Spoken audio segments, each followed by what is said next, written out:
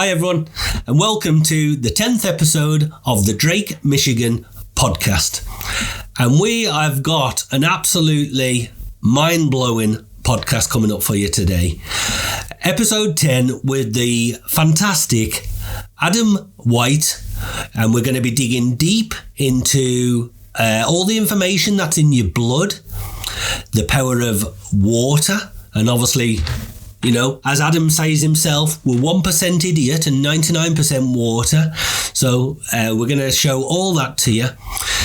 Now, before we get into all today's podcast, I want to spend a couple of minutes with you. That's right. Right, you. So if you're listening as you're driving in the car now, on your way to work, or if you're lying in bed and you're listening to this podcast, or you're having a few hours to yourself and catching up with it, I'm talking to you. You see, we're all the same, but yet we're all individuals and we're all different. We're all in very different places in our life. Some of us will be struggling with health, struggling with happiness, struggling with wealth. Some people will be suffering with mental health issues. Some people will be suffering in relationship issues. Some people will be doing okay, but they want to do better. Some people will be questioning the meaning of life. Some people will be feeling like the last few years, everything's changing. Things don't feel the same. They'll be questioning everything. They'll feel like they're being lied to by governments and whoever else in the world. Things are not adding up. So you'll be left with questions. There'll be people who listen to this podcast who have had horrendous childhoods, things that have happened to them that should never have happened.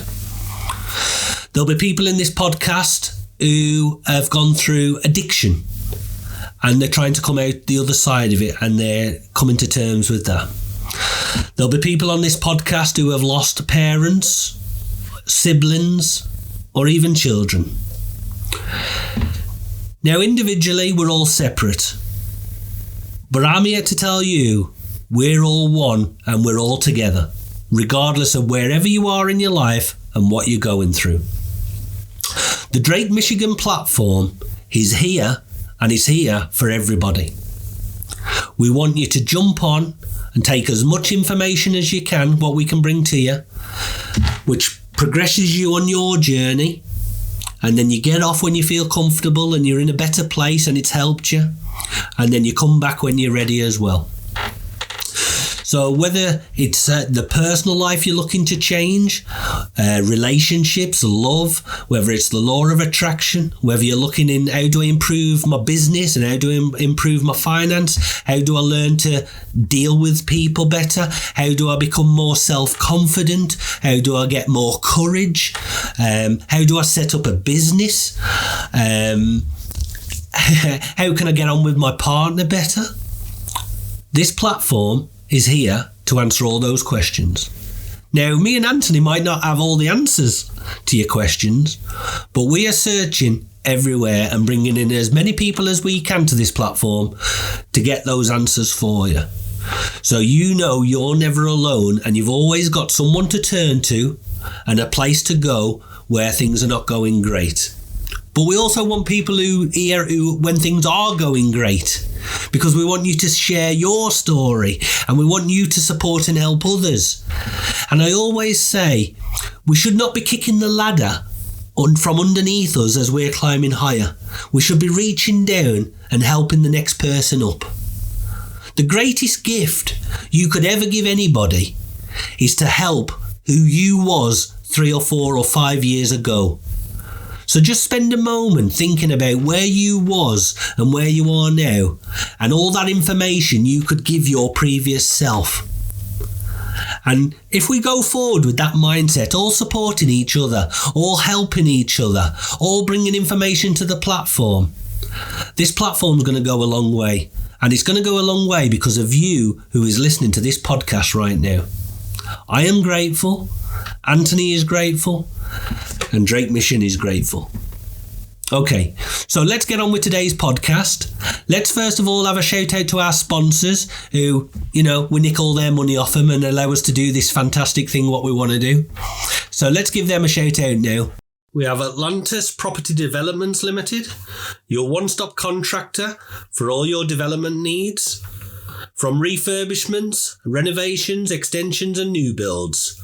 So if you're in the market for a new apartment block, a luxury home, a wraparound kitchen extension and everything in between, then check them out at www.atlantisproperty.uk. We have Apollo Windows and Doors, a Fencer registered windows and door installation company. They do everything from the initial survey to the full and final installation and clean.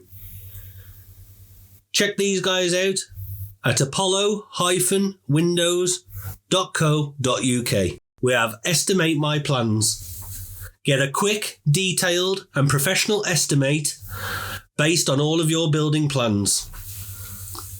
Estimate My Plans carry out work for private clients, building companies, property developments, architects and local councils. So if you want a detailed estimate based on your current plans, check these guys out at estimatemyplans.co.uk. Hi everyone. It is 9:15 at night and we're still holding hostage Adam White because he's been with us all day.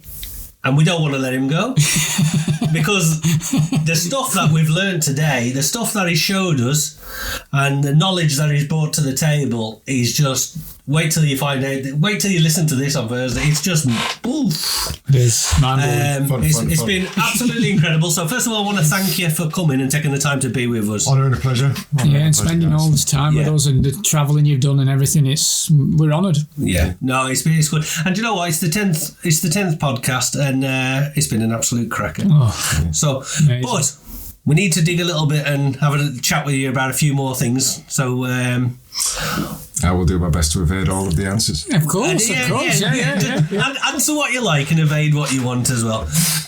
What I want to ask us, I know you mentioned earlier on that you used to be a tradesman. How'd you go from being a tradesman into knowing all this stuff? Because your knowledge is amazing. There's my stock answer.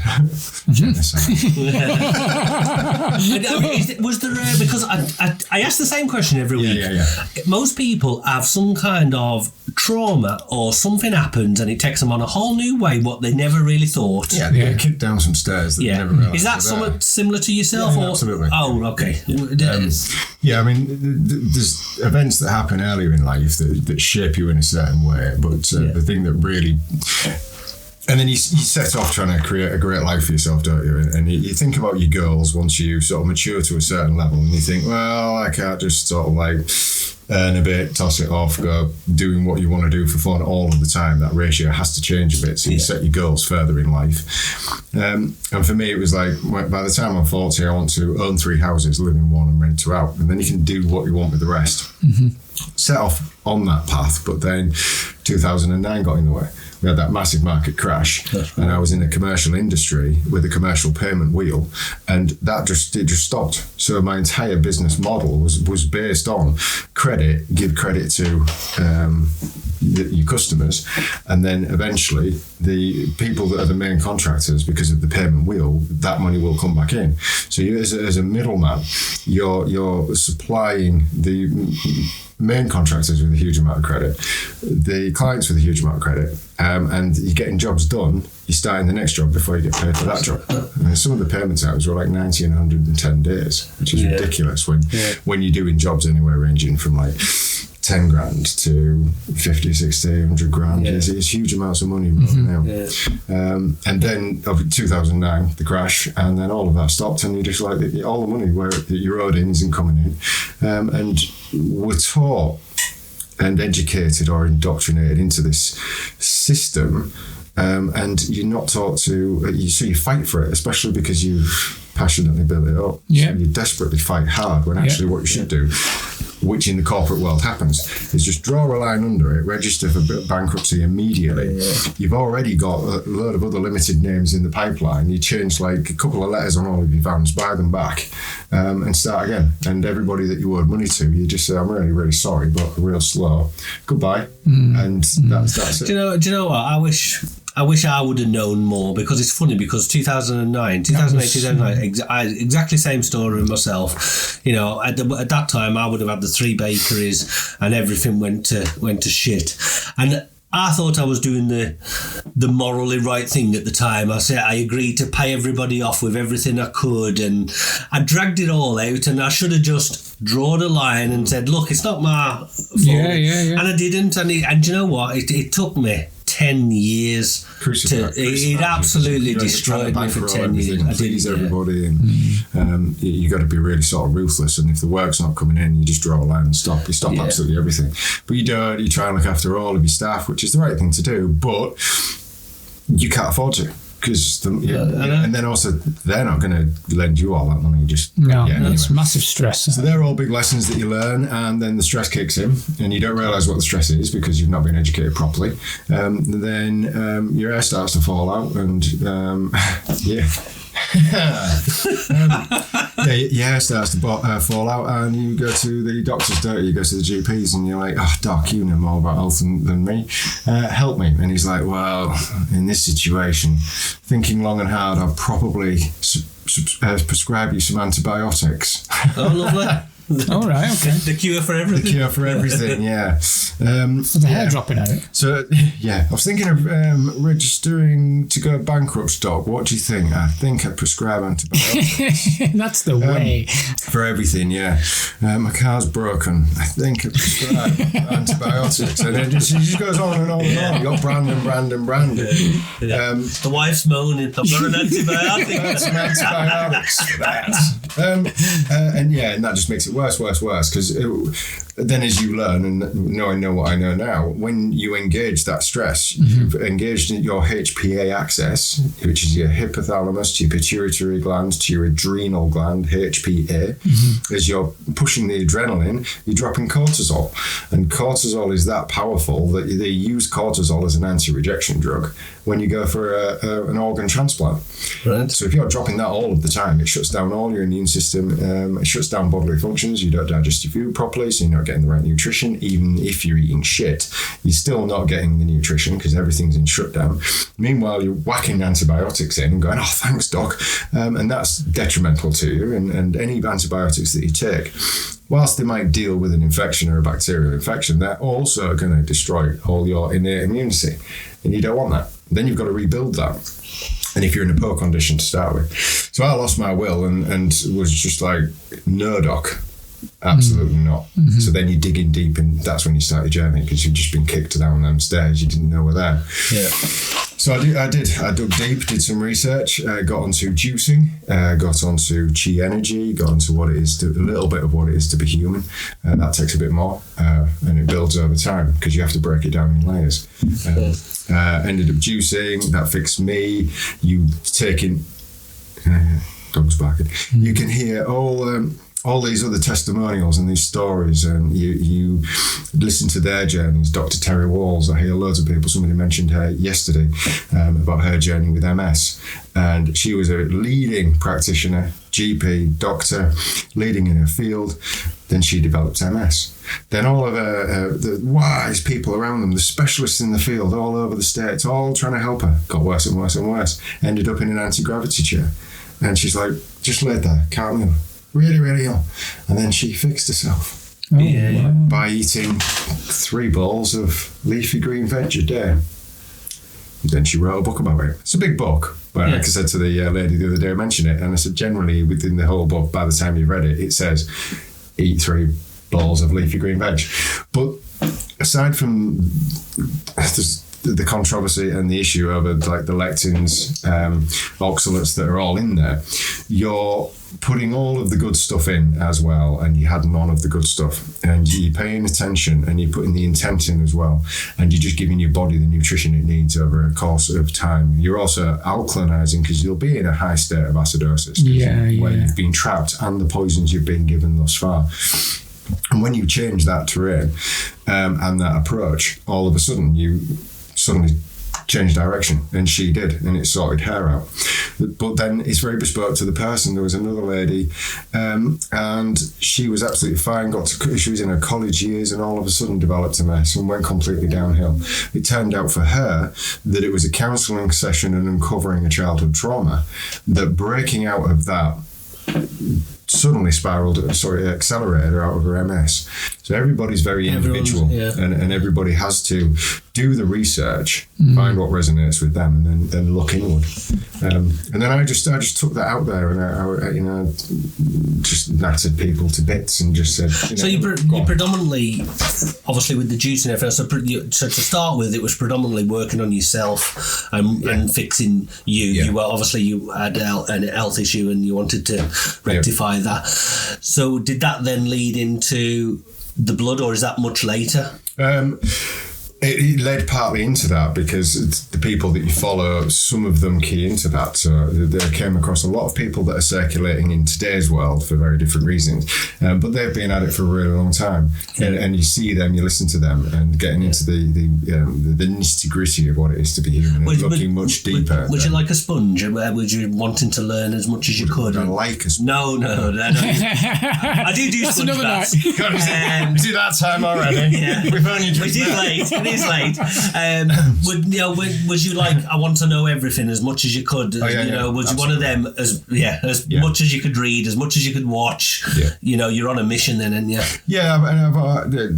Everybody's just wired a bit differently, and I've always been that way. I've always been just wired where I have a thirst for knowledge. I'm not a massive reader. I take my information in different ways. And reading is just a little bit too slow for me. And also when you're reading as well, there's the person who has written the book. When you listen to them talk for a couple of hours, you get everything. You get all that you need. They're good. But then, But then when you read the book, the book's like there's like 400 or 500 pages. And it's got so much sort of filler in it, and you don't need all that. I'm like that. I like listening to people. But some people like a book. Just give it to me. Just give me the details. Give me the facts. Let's go. And then not any one subject. I'd just like to see absolutely everything and every perspective, because every perspective uncovers possibly something else that either true, connects a dot, or exposes another mistruth somewhere, of which we're in a world literally filled with garbage. Which is becoming more and more apparent. Every guest we have on opens our eyes to more. 100%. I mean, I tell you what, even since in the last 10 podcasts, I did not realise all this with the power of words, the spell, the land of the law, land of the sea, land of the law. It's just open. You know what I mean? You're just learning so much now, and now once you start knowing it, you can't undo it, because now you're just being took down a whole new. And you know there's truth in it. Yeah, when I was sort of in the builders area, and I was educated city and guilds, of which I witnessed through just that part of the education. So I was doing a city and guilds, but then that just stopped suddenly. I hadn't finished mine, and it changed directly to the MVQ, and now we're on a A, B or C multi-choice question. Whereas at the prior, you actually had to concentrate and learn, and at the end you got tested. Whereas now you get given you got given a little booklet. You look at it and you go, I don't know what any of that means. And then the lecturer goes, right, well, nobody really answered anything. Do you want to talk amongst yourselves? And you just like, it's that one, it's that one, it's that one, and hand it in. Nobody learned nothing. Crazy. And they wonder why they're trying to do it. But when I was doing that, just going back to the law of the land, the law of the sea, I used to think that the datum points on buildings that were very high, that those were datum point carved in. So it's carved into the sandstone, whatever the medium it's being built with. It's a line with the arrow there, your datum point.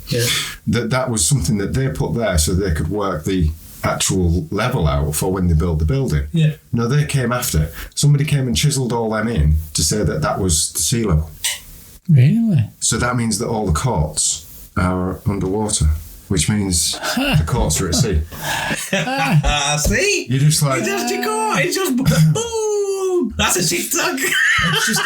It's just this completely made up thing But that essentially gives them, by karmic law, the idea of jurisdiction. There seems to be a lot of this karmic law going on. You can't get away from karmic law. It's deep, isn't it? It's really deep. You can't get away from it. Did you see any, without going too much into it, so when you started going down the path and learning all new stuff and everything else, did you see any changes in your own physical life then? Was like completely, yeah. Change of area, change of house, change of any that kind of environment? It changes everything. Did it? Changes your perception, changes your understanding. So yeah, you approach everything completely differently. Yeah, but not always in a good way. Sometimes you have to go through shit, don't you? You've still got to journey through it. Yeah, it's got hard. to journey through it, yeah. Because it's new information. So you have to apply new information to get the feedback to help you understand the information you've got and to see where it's justified. That takes banging your head against a wall for a while, doesn't it? Yeah. And also as well, you can't have them kind of conversations with just anyone down the pub, if you like, because a lot of people are just not prepared to have them. Well, a lot of the people probably the experiences to go on that journey either, have they? And then you start talking to them about these stuff, and you go, what the fuck are you talking about? Yeah. That's just weird. You're weird. And the thing is, though, because you want to know more and you want to talk about it more, now that they're like sort of saying, oh, he's boring me now, just keeps talking about his blood. And but you're like, oh, I want to know this stuff. I want to learn it, Yeah. It's amazing, really. It's good, but it does go full circle. And then all the people that were very fringe in their knowledge base and their passion in their particular subject come full circle. The majority of folk that just weren't interested, they were just caught in that trap of what's fed to them, the cycles of what the majority, the group think is doing. But then as that started to collapse, especially over the last few years of experience for everybody, the turning to the people that where they said, are you obsessed? And I used to always say, well, be obsessed or be average. Yeah. Be passionate, because it's all out there and you live in it. Yeah. But why not be? Why not be? Yeah. Then it comes full circle, and then you've got the people that did do the bookwork, get their heads into stuff, focus on things, dig and research. Yeah. And now these people are viewed in quite high regard because it's like, I've just realised that this is all wrong. And then there's somebody who's had their head in law books and read Black's law, understands maritime law, understands common law, and can gel it all together for them and make sense of it. And people are like, oh, thanks. Yeah. I needed that. So how are you finding, because obviously I know we spoke before, so you're literally going up and down the country now, left and right across the country, and people are literally queuing up to have the bloods done, to talk to you, to find out more information. I mean, people will see after, but you've opened our eyes to so much today with like how much you can find out in someone's blood. The information that's there. Do you know what I mean? I mean, it's like there's one set of blood, obviously the fresh blood, and then there's the dry blood. And I didn't realise so much information could be extracted that very small do you know what I mean? And so just from that alone, that's just opened my eyes to. And so even if that takes me on a whole new path of sort of looking after myself or whatever, then that's been worthwhile, isn't it? Do you know what I mean? The other thing is with me is it's like the intelligence that's there in that little speck of blood, and then the intelligence that's further magnified. And then I just started thinking, well, what's behind all that? Then how far does that go? You've got the bacteria, lots of bacteria, and your body intelligence with that, and then what goes in the bacteria? There must be more. What's the controlling mechanisms behind all that, and then the signalling that goes through there for that bit to happen and that bit to happen? Just amazing. The effects and the cause and the effects and the things you can do just to strengthen it, which means it'll last a really long time, or strengthen the cell wall. Watching the cell walls. It's just mind-blowing. It just goes on and on and on forever. It's absolutely fantastic. Yeah. But I was talking to Kevin when we were having a break, and I was saying, so you got all that going in, but what about out then? So we're like the parasites on this planet, if you like, or the plane, or whatever you want to call it, and then what's out there? And it's just what we said was, which is a bit of a mindfuck. So like you looked in the microscope and you can see everything running around and doing its job. What if someone else is looking in a microscope and we're the things running around doing a job?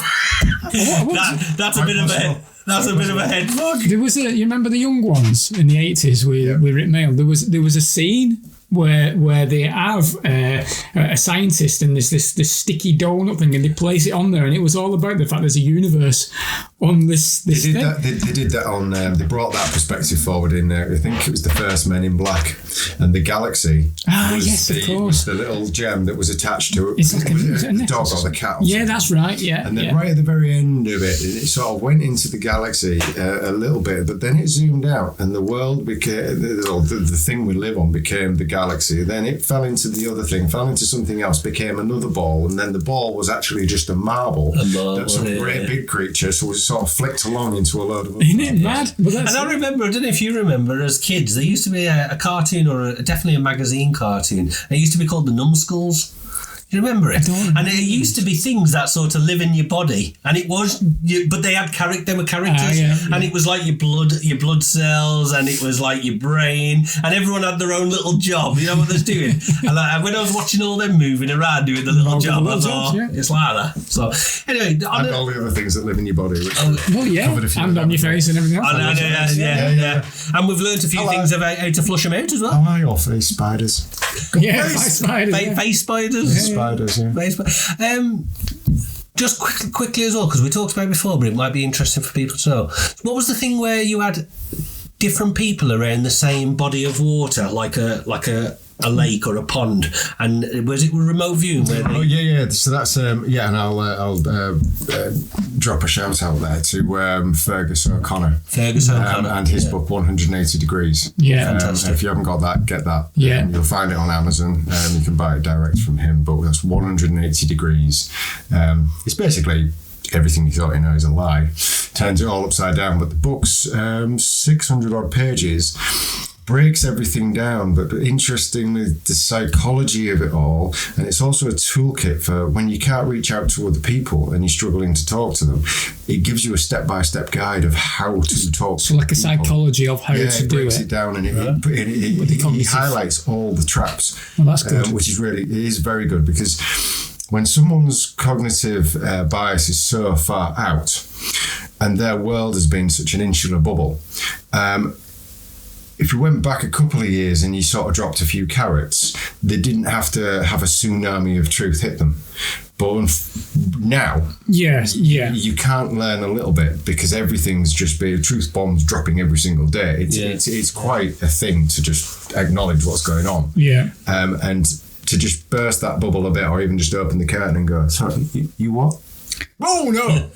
But now it's just like, it's daunting, it's too much. And he highlights that paradox perfectly, that it drives someone into such a sort of mindset of chaos that the only thing that they can do to reach a decision that it feels like control is to literally disbelieve everything and go straight back in, because then they've made a decision, and that brings some form of comfort, because it's just so uncomfortable otherwise. Now, what does he call it, Fergus? He calls it a trim. I think it's the trim rudder. So on a massive tanker ship, and don't hate me for getting this wrong, Fergus, but I'm fairly sure this is exactly the analogy. On a giant tanker ship, you have a massive rudder. And to try and turn that rudder you'd need a massive amount of force, to apply a huge amount of force and a lot of energy to turn that rudder against the inertia of this huge 200,000 ton ship, where instead of turning that rudder, you apply a small amount of energy to a small rudder on the rudder, and the small rudder turns the big rudder, and it's just called a trim rudder. Right. So when exposing somebody or leading someone, dropping nuggets of truth, you want to drop just the trim rudder that just makes them just find that little niche where you can just drop something that doesn't burst the bubble, just kind of leads them to go, actually, what was that? And then they go, actually, I never knew that. But then it's an open door and it leads in. But then that's from that perspective. From my perspective, when we're doing the live bloods, that's completely different. It's sort of warmed my heart, and it's been just amazing to watch what happens when somebody sits down and you couldn't really talk to them and get into the mind. When they're looking at their blood on screen in front of them, they're 100% engaged because it's 100% real. It's live. It's there. And I always say that it's just like looking in a mirror. Yeah. When you look in a mirror and you look at your face and you see where you are in this world, in your physical presence, looking at your blood is looking inside, but it is a mirror. You know, you look in a mirror, look shit on the outside, but you're probably going to look pretty shitty on the inside. Yeah. And then once you've got that engagement, then they're asking questions, and they also don't feel confined or feel silly about asking a question because actually we can talk about what's there, and it just suddenly opens up. You can tangent out of that in a fantastic way. Yeah. I found that really, really useful and a really great experience for everybody. It's just been awesome. Very humbling. Yeah, I can imagine. Definitely. Anything you want to... Yeah, I bet you've met some amazing sort of subjects, if you want to call them subjects, and people all along this way. Yeah, anything can be on the table at that point because people are completely engaged. Never seen something like that before. It's completely new. They've never come across this information field, yet the information field came out of here, came out of their finger. It's actually their information field.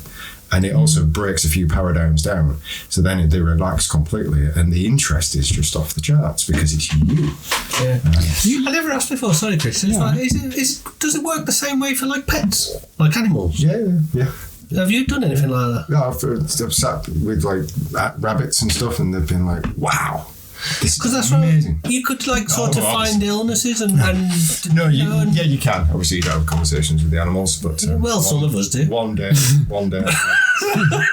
I aspire to be Dr. Dolittle. There's nothing wrong with that. Don't we all? I mean, I talk to an animal every day. You got on your... I've heard about the sponging. Wait till you hear about the dry bumming. That's a regular. Hashtag dry bumming. Pseudocrem. Pseudocrem is the answer to everything. On your slogan, you mentioned, what's the words that you put there? Because it's quite important, really, I think, in terms of mindset. So when you're doing your presentations, you report back to it quite a lot through your presentation, don't you? There's a few. It's not slogans, but it's a mindset and it's a reality, and that's part of the understanding to hold always there. And I bring it up, as we're going through and we're discussing things and we're going through what it is to be a human. Is words, water, contract, and you. Yeah. As you dive in a little bit deeper and you break every subject matter down, and you don't. There's the other thing, the background blindness, because somebody at some point will probably say, what's your background? And my reply to that is, what background would you like me to say I have? Yeah. That means you will trust every word I say and not think for yourself. Yeah. I'm a ex-NASA scientist, PhD, half-built son, and I did a lot for the Russian government. And now let's talk about blood. Yeah, exactly. What's your background? Drake, Michigan.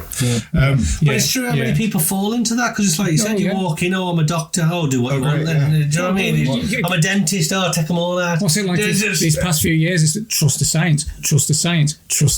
But we know now you can't even trust any of it. You can't trust anyone. Let's be honest. You got to go within, haven't you?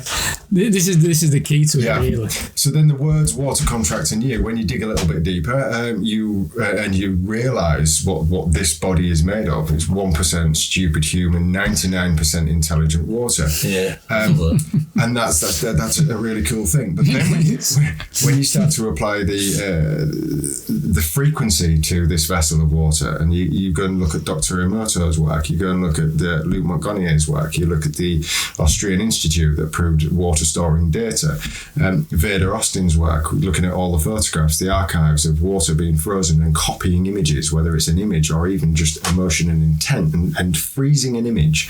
There's the mechanisms of it and the exposure or the evidence, the body of evidence that water is absolutely everything. It's the intelligence, the before, the during, the after, and it's part of you.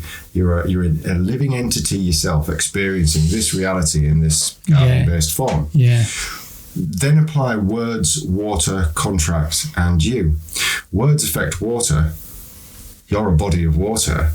If you hold contract with that word and the phonetical frequency of that word, and you resonate at that frequency, if it's a negative word, then it's going to affect you negatively. Definitely. And that comes into the next bit underneath, which is spelling, spell casting, spellbound, NLP, and applied psychology. Yeah. We learn to spell, but those who learn to spell cast, i.e. to cast a spell, and then if you cast a spell onto someone, spell casting, if that person takes the contract with those words, they are bound to the spell casting. They're spellbound. Then neuro-linguistic programming is programming linguistically neurological thought processes, which is spell casting and somebody being spellbound them. You're programming somebody by linguistics. So it's the same thing. In applied psychology, again, it's just all one and the same. It's the use of language and hijacking. How important words are, and how important it is, you've got to be careful with words, not just with yourself, but others. I think that's why monks don't talk.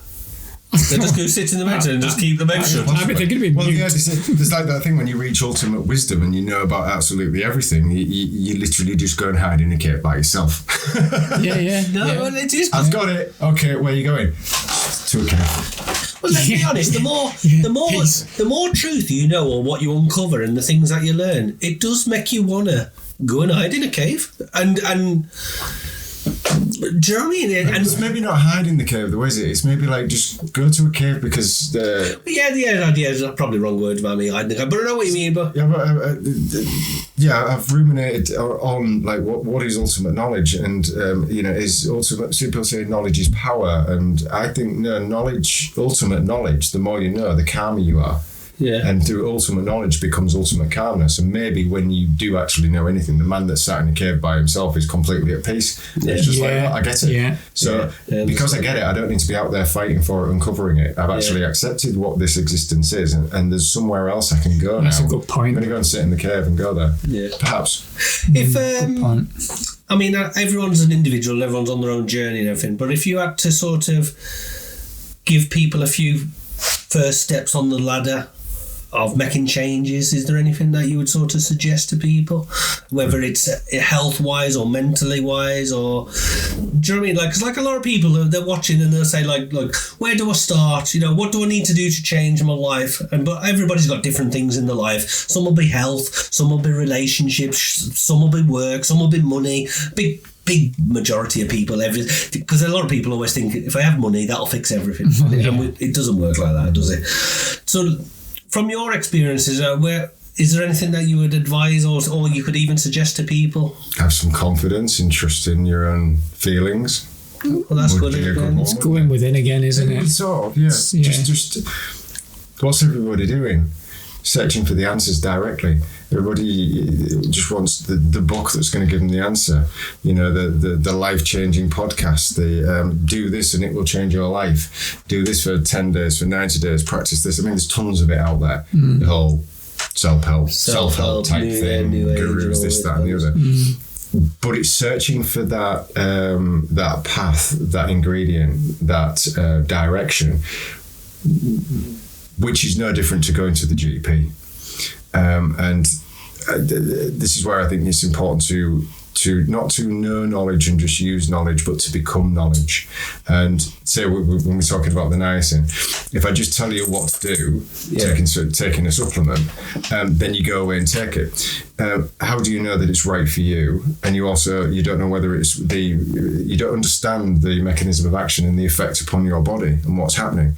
Whereas if you go and research it and find out what it does, and you don't follow just a dosage plan, you go, well, I'm going to try a bit of that and see what happens. And I might just actually keep a journal and I'm going to experiment. And then by the time you've developed a relationship with it, you've named your bottle, you're going to understand it completely and you are going to become your own alchemist. Yeah. And then you would know how you feel. So rather than have a supplement cupboard where you open it and it's just literally got Holland and Barrett in it, don't use Holland and Barrett. Just do some research into their products.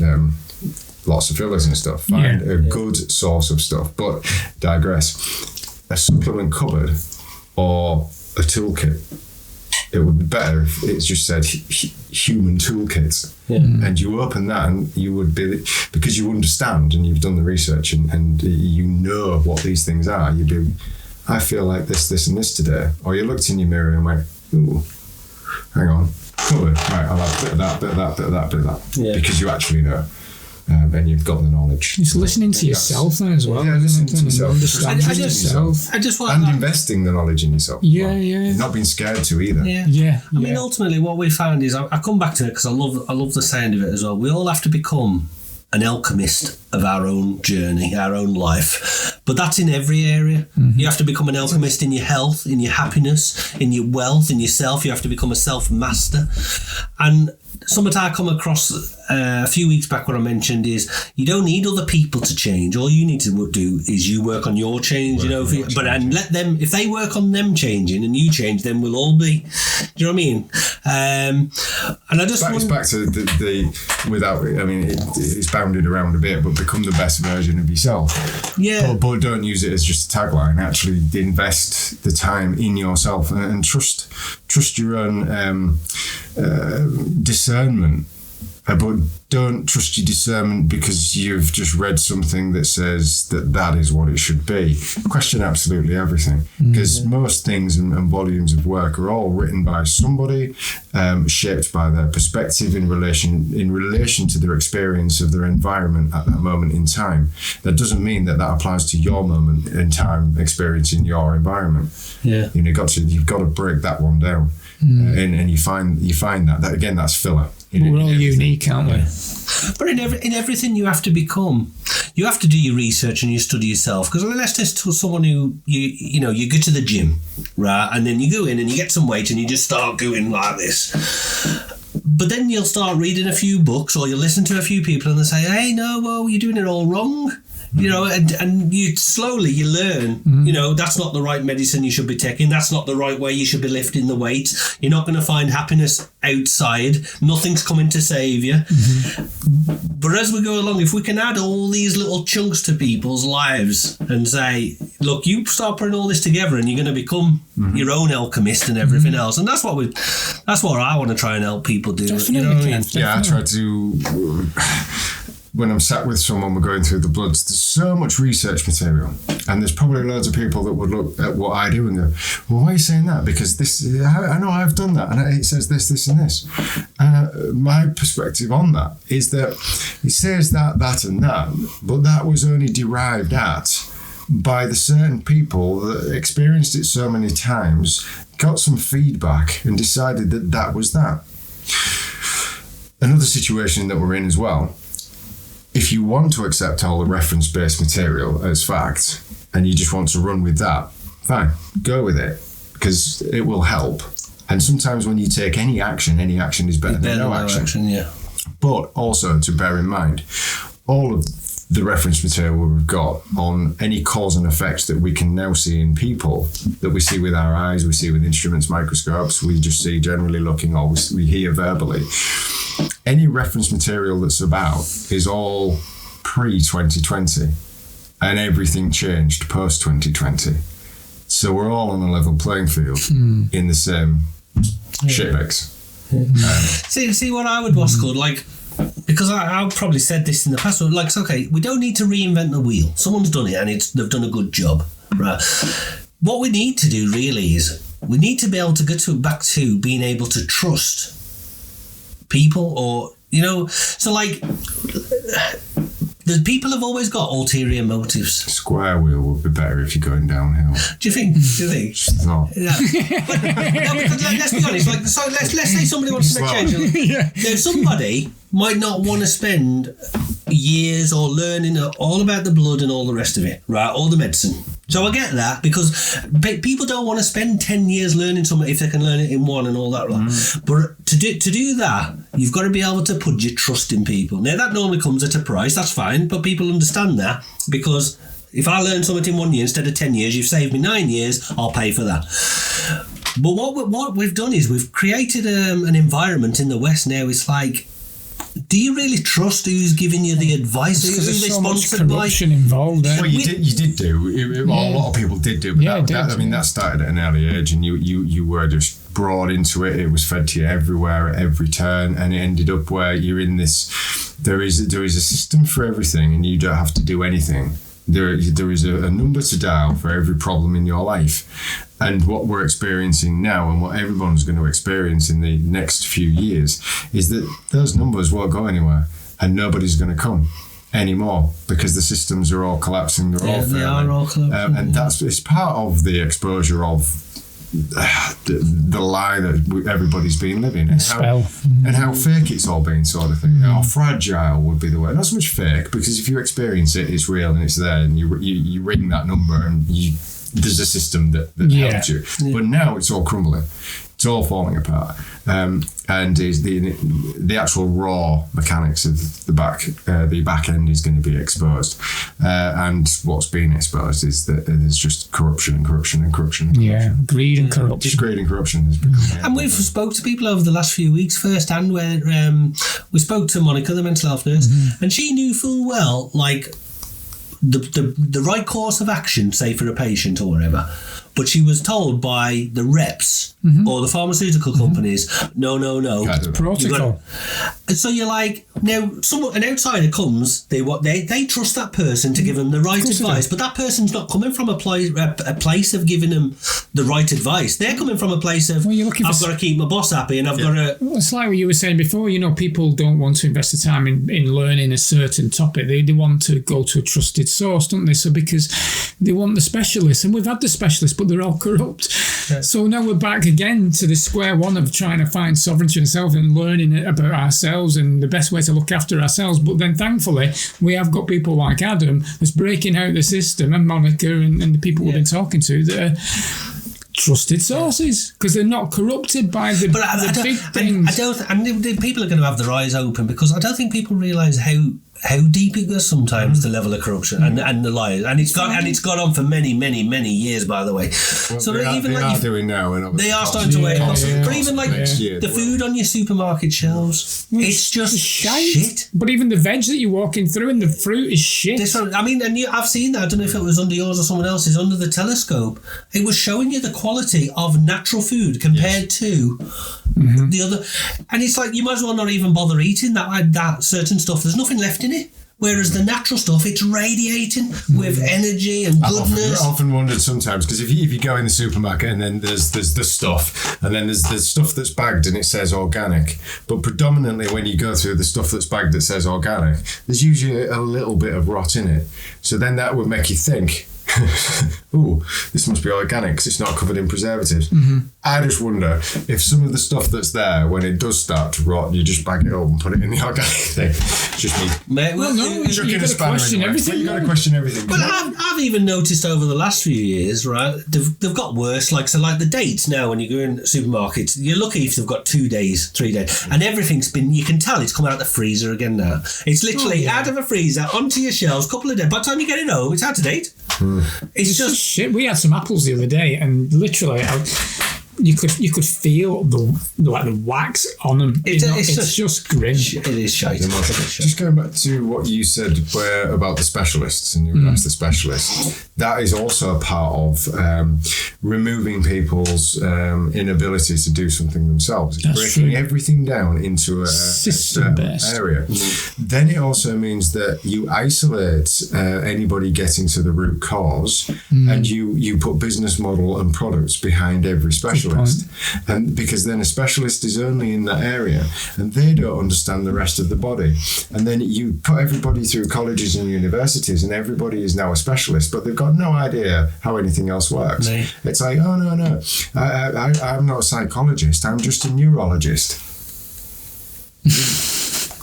Oh, right, okay. Yeah, but there was a problem with it. No, but I only deal with the actual physical thing. I don't deal with what goes on inside it. Yeah. When I was a kid growing up, the GP, we had the local doctor, she kind of like knew stuff. You got that impression. She kind of knew pretty much everything. You had a problem, she knew it. No. Which you had to, because then it was you had to learn and understand, because the knowledge had to be in here. Yeah. But then, and also you had to have a broader knowledge. Yeah. But then it's been stripped down, and then comes a screen. That's comes right. The internet, and then comes more labels and massive archives, and then there's just product after product at the end of every label. Yeah. And then literally it comes a search engine. The search engine goes to a database. The database isolates labels, the keywords that you put in, and those keywords just link to products. Yeah. So, then. Well, we were talking earlier on, and this is what I mean. Obviously, the people who control everything, they erase history, what suits them. Because we were talking before about the likes of people used to eat onions, and they would put them in the socks at the bottom of the bed. They would use onions for in warm water as a juice to drink, and then the likes of garlic and basically natural foods. You know what people used to call your mother's old recipes, or whatever they're called, grandmothers. They're not myths. There was truth in them. But nowadays, it's like... It's all gone. It's all gone. Chemical-based stuff. Yeah. I mean, one of my first experiences of what's called was someone give me an aloe vera plant, and they cut it and they squeezed it, and I put it on a burn.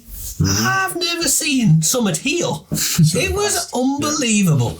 And just a little thing like that, well, it sticks with you. So then you think, well, if that's true, what else is true? Well, the thing is, as well, with what's happened over the past few years now, people have lost faith because of what's happened. It's probably a good thing in a lot of respects. People have lost faith in the systems that we are in, and therefore now starting to look at the holistic and alternative route of looking after themselves. But there'll be pushback there, won't there? Because they won't want you to... Oh, they don't want it. What we were talking about before... I don't think this is... Go on, sorry. Sorry, it's just... We was talking before, in a 30-year period, they sort of got rid of all the holistical treatments. Was it yourself? That was Rockefellers, and then they bring the petroleum-based medicine in, and then the holistic institutes, naturopathy, and all of that, naturopathic institutes. That's where you went to learn medicine, but it was all essentially plant-based medicine and practical-based medicine, but you couldn't make a lot of money off it. Exactly. And then they created these new institutions, and you could go and be an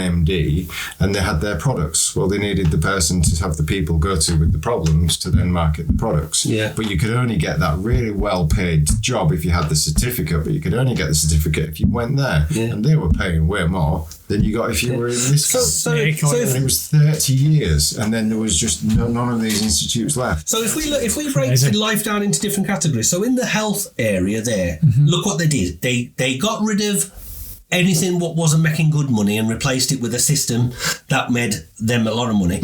But that's the same thing what they did with the energy. Of course it is. Tesla wanted to give everybody free energy. Look what they did. They destroyed him, brought in Edison, Marconi. There you go. There's your history, and everything's patented, and now everyone pays for your electricity. But there's going to be so many aspects to our reality that they've removed out of our consciousness and educate us into their kind of what they wanted. And now, when you start talking about this to your general person, think you're mad. You are. Yeah. You're mad. Times have really sort of moved on. I mean, I don't know how it will pan out depending on the people involved. It needs a careful look out. But was it just 5-6 days ago, Jordan Peterson had a great announcement on Joe Rogan, and it was a consortium that's come together, and then there are the 6 questions of which he articulated really, really well and rattled them all off. One of those is it's about the nuclear family. What I'll do is I'll get Jordan Peterson on soon. No, he'll come on for me. Right, he'll definitely want to be on the Drake Michigan podcast, because I watched that myself, and it was. Do you know what? It's phenomenal. That it was good to see a high-profile person speaking send him a out. message, tell him I'll happily do his blood. Yeah, and sort him out with some stuff and Sudocrem. And what are you going to bring? What are you going to bring to the table? I'm just going to film it. Could you imagine Jordan Peterson? Maybe Jordan Peterson, Joe Rogan, and us on the Drake Machine. Yeah, come on. Do you know what? I reckon that week the viewing figures. Do or eat. We might get 1,000. Partly for the truth, partly for the Sudocrem. No, but do you know what though? As well, I'm just bringing that up though because It'd be interesting to see who the people were involved in that conversation. It really would. It's going to be interesting to see if any of them get shut up.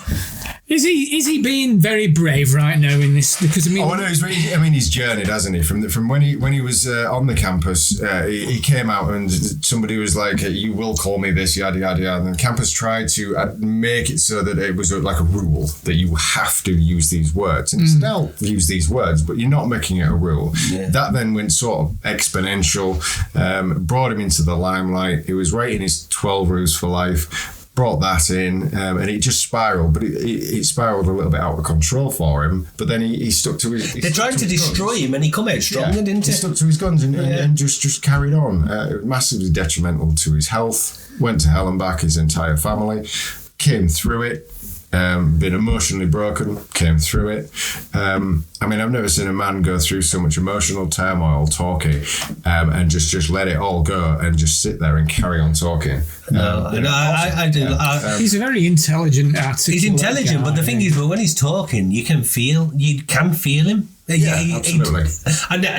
Listen, we live in a world where it's hard to. You don't know who to trust here. Well, I was going to say, there's a lot of people who say that the likes of Jordan Peterson and I would like to think he's a good and Joe Rogan, a controlled opposition. I've read loads of that, but I mean, because it went round. People always try to pick holes in stuff, but you can find something negative about anyone. There was that question about him having a hand in editing or Agenda 21. I think he had a role in that, but then he was approached, would you do this? It's a job.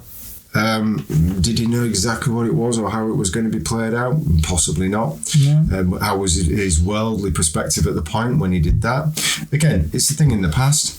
And even if he did, well, there's atonement and there's learning. There's ways of waking up from things. The truth, and then he's just being vilified by the Canadian Psychiatric Board where taking his license off. At which point he's like, they will try and destroy it. What do I want the license for anyway? Yeah. You know, because the system's so corrupt. So you can.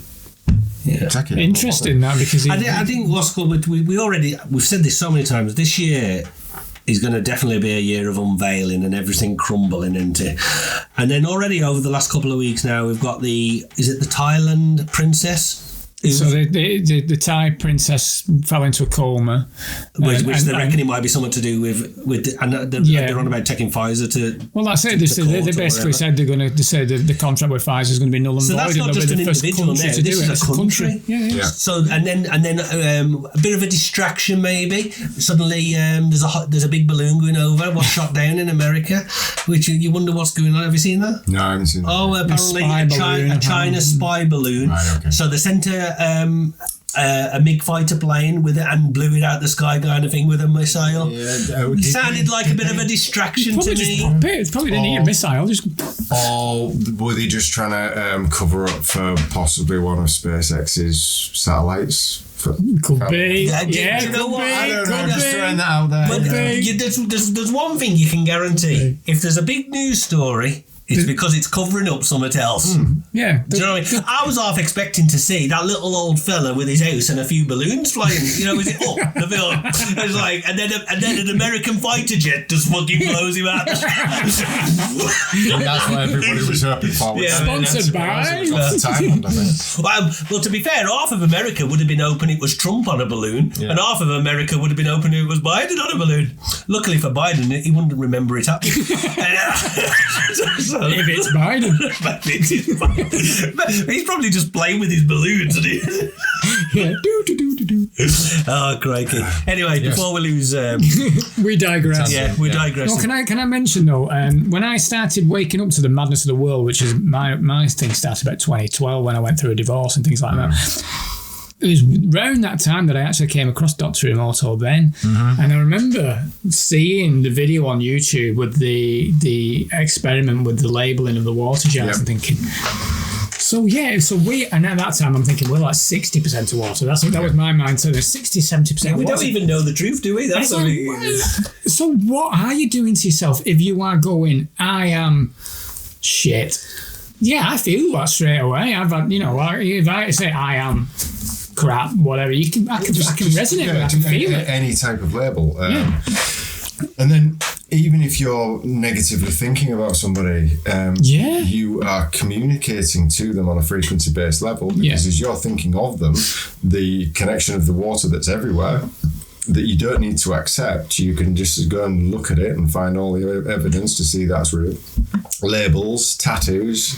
I always think about people with, so if you've got you do your rice water test and you've got your 3 jars of rice, one's got love on, one's got idiot on. So to set them up, it's 1 bag of rice and you put some rice in each one body of water and you put some water in each one. Label of love on that one, idiot on that one, nothing on that one.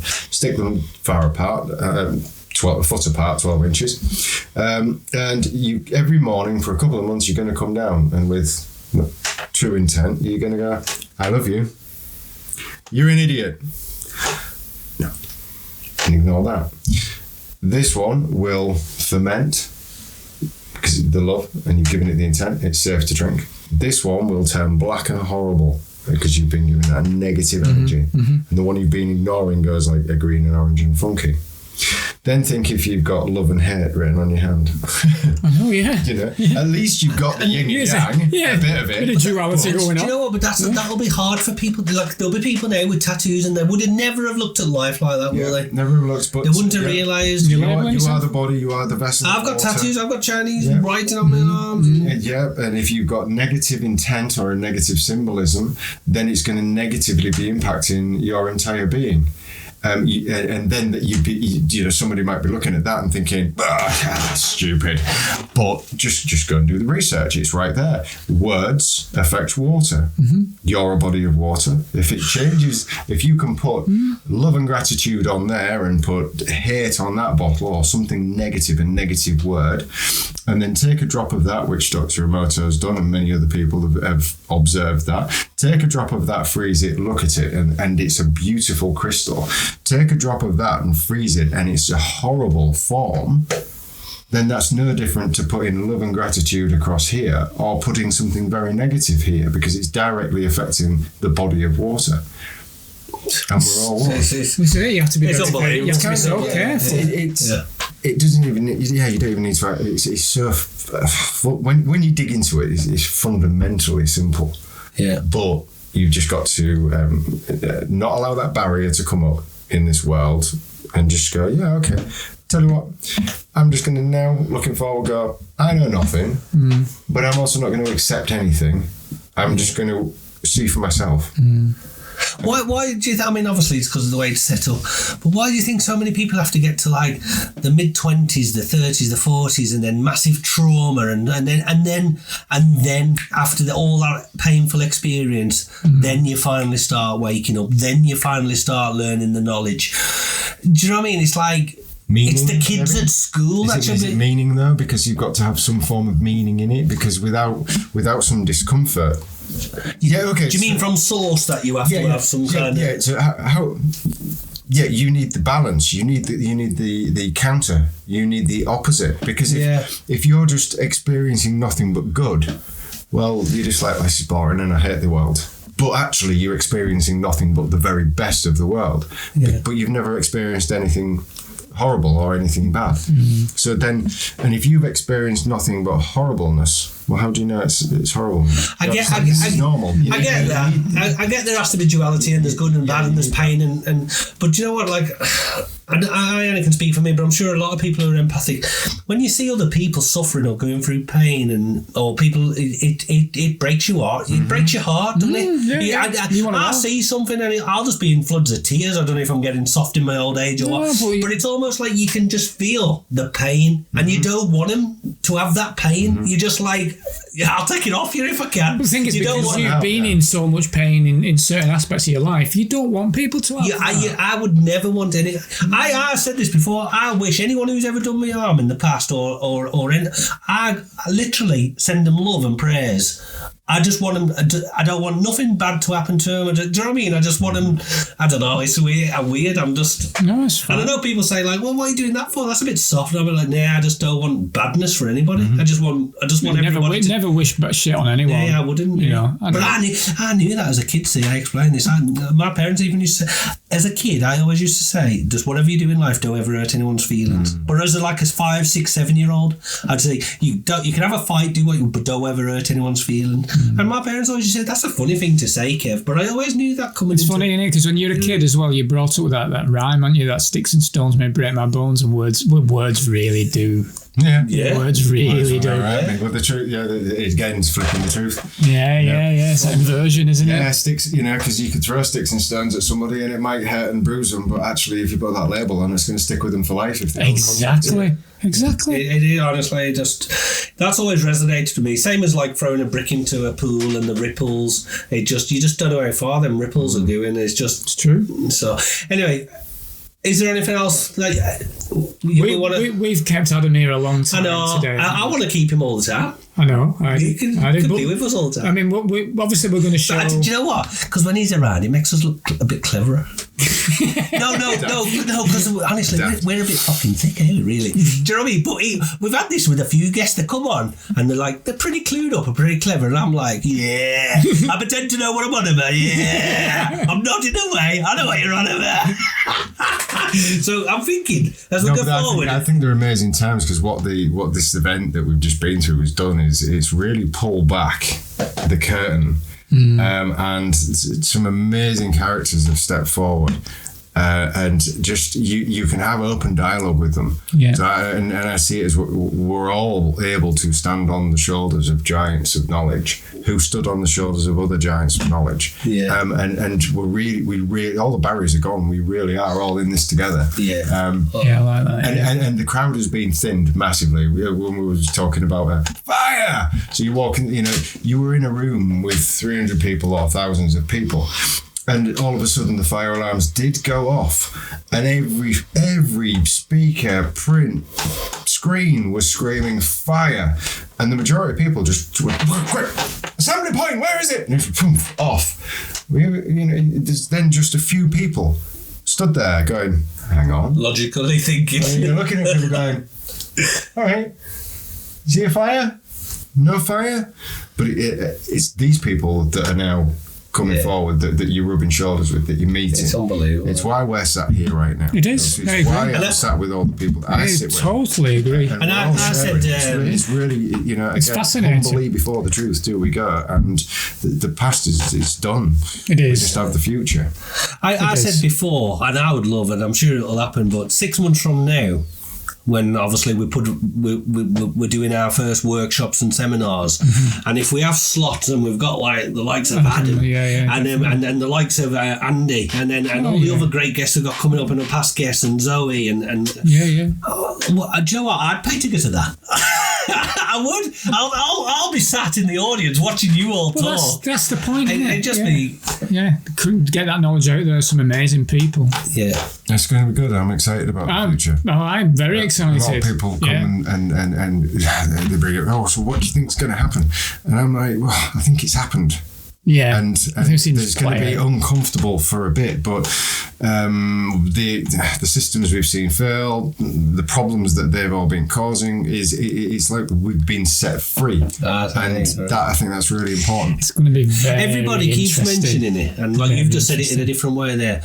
But we've said this before. You could literally be stood next to someone at the traffic lights now, and you are on a completely different dimension or reality of life than the next person.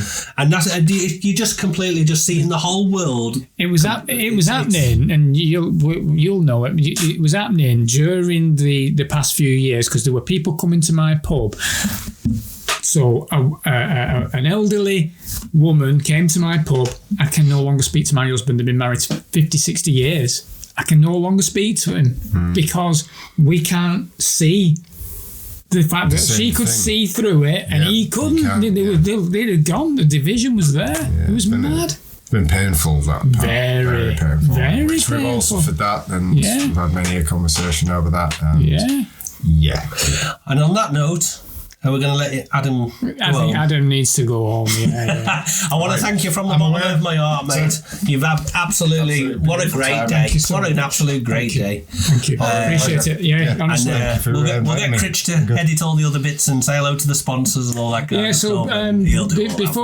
Make us all look before we close off, we're gonna play the bloods that Kev took before. So we took some great footage. So there's a really interesting conversation there. So you don't want to miss that. And please subscribe. We really need the subscriptions coming in. It's helping our algorithm. And comment. Please comment. Yeah, get involved. Yeah. Thank you so much. Thanks, Adam. Thank you. Thank you. Thanks, everyone. Put that in there. So, we'll take a brand new lancet. I'll just call in Archangel Michael and Jesus first. Please save me. Give me pure fucking blood. Let my blood look fucking good, Lord. Please, God, save me from this. When he's looking at my blood, show a big fucking angel. So, there you go. All right, sir. Got a new lancet in there. Just set up on there. Hang on, my letter's going to turn off. Don't do that. Which finger are we going for? Just keep that clean. Let that dry for a moment. Giving the slides a wipe.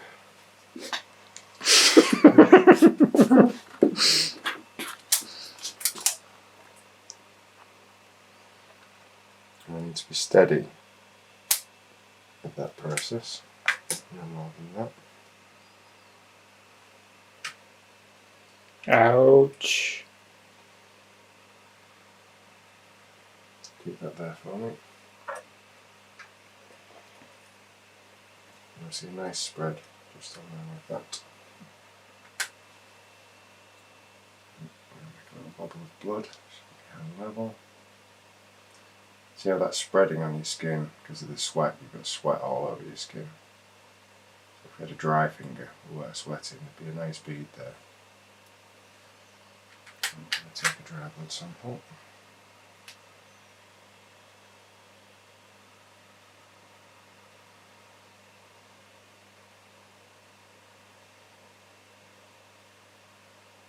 Thank you. Put that somewhere safe where I won't put my elbow in it. And we're all done. Thanks very much. This is the dry. We leave to dry. The live drop under here. I'm going to go in a dark field first. Bring that up to there. And bring that into perspective, which is about there. So that's the top of the cover slide glass. Go through the cover slide, and that's your blood. The camera will settle down in a bit.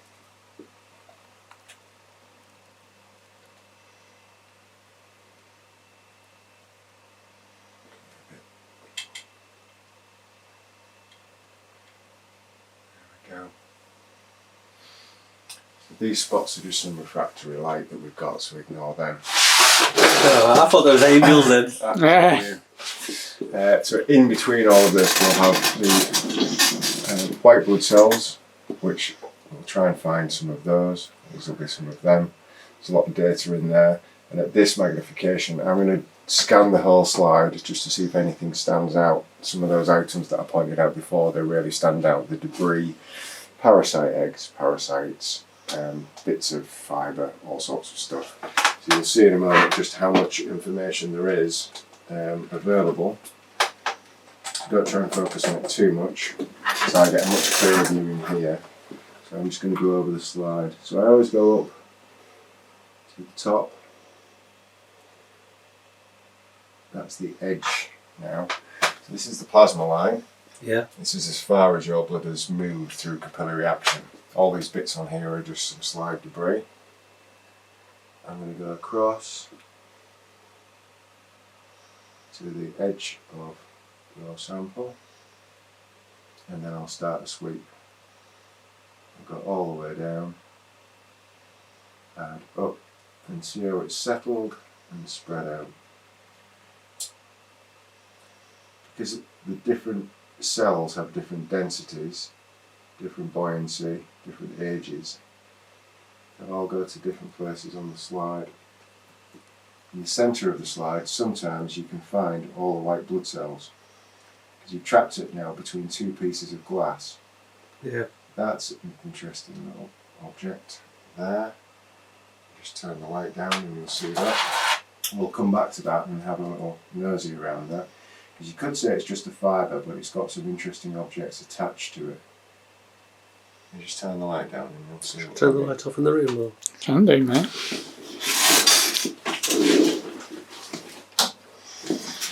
Turn the light down and see it starting to come. There you are.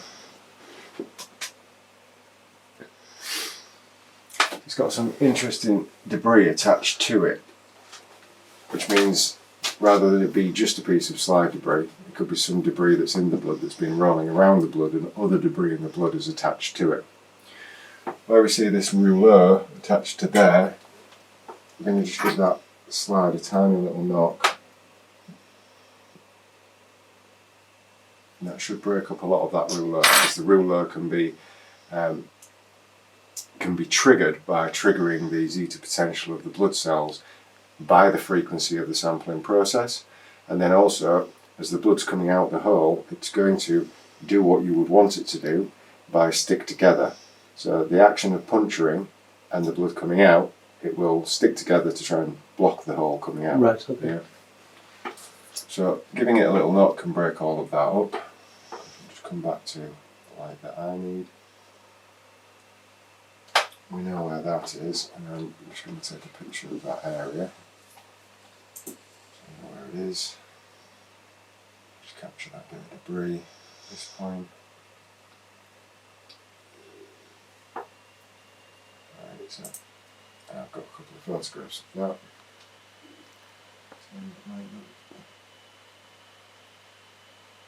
Now we'll continue, just having a scroll around. All those are just air bubbles. So when we took that sample, as the blood comes out your finger, yeah, the surface layer of that blood is oxidising with this outer atmosphere. So the skin on top of that is starting to oxidise, and all of the blood cells that are in that top layer are being damaged. Then when we take the sample onto the slide, they get spread across the whole slide. So there's an element of the cells on the slide that are already damaged by an outside mechanism of action. So they don't represent what came out of you, what's inside you. So that's where we use our discernment and some due diligence.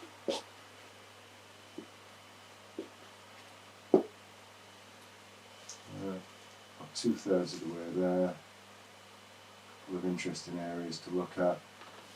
Uric acid crystals.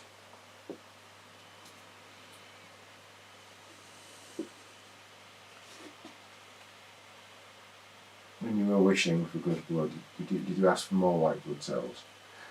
Well, you know me. I just ask God to come, and He just comes in and helps me when I need Him. You should see me when I do healing. Miracles happen.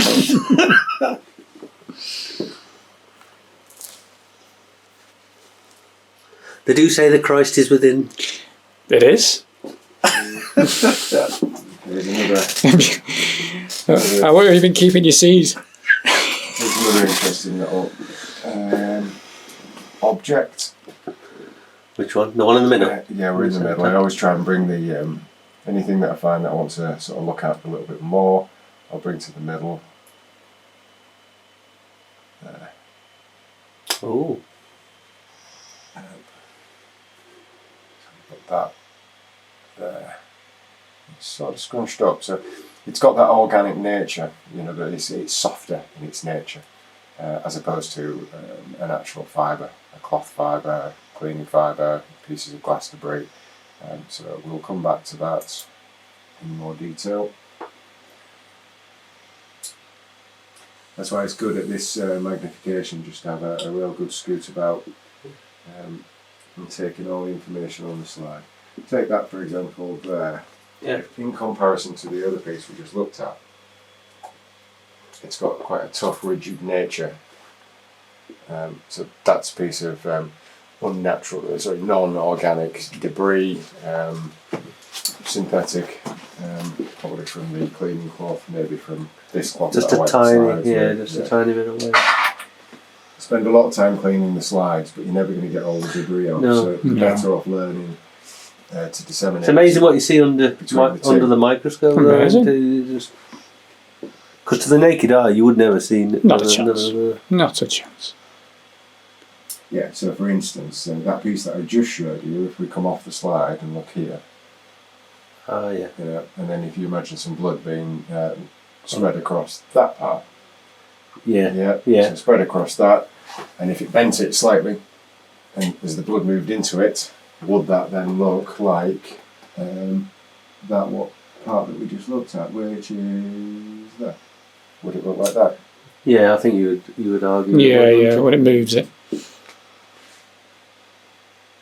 just down there, isn't it? Somewhere, wherever it was. Somewhere there. Cut so I can see. I'm looking at. Right, so I was. Yeah, that piece there. Yeah.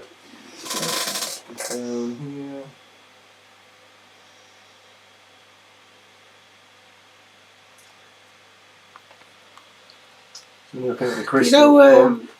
Compared to some of the other slides that we saw earlier, it seems quite a lot of. Is it because I don't know? Is it the magnification that you're at? But it seems like there's a hell of a lot of blood cells. Like on some of the other pictures, there was only a few. This is a relatively small sample. Relatively small. So if we come down here, bottom corner, bottom right, so that there. Oh yeah. Just there. So that is the very bottom corner there of one of those. So there's your slide. Yeah. And there's a glass cover slide, which is there. That's your glass cover slide. Right. Okay. So we're looking at the bottom corner of that glass cover slide. That's your blood on that slide. Yeah. On top of one of those. What's this geezer doing? Slow down! Geezer. Going up there, you can see where your blood's spread to here.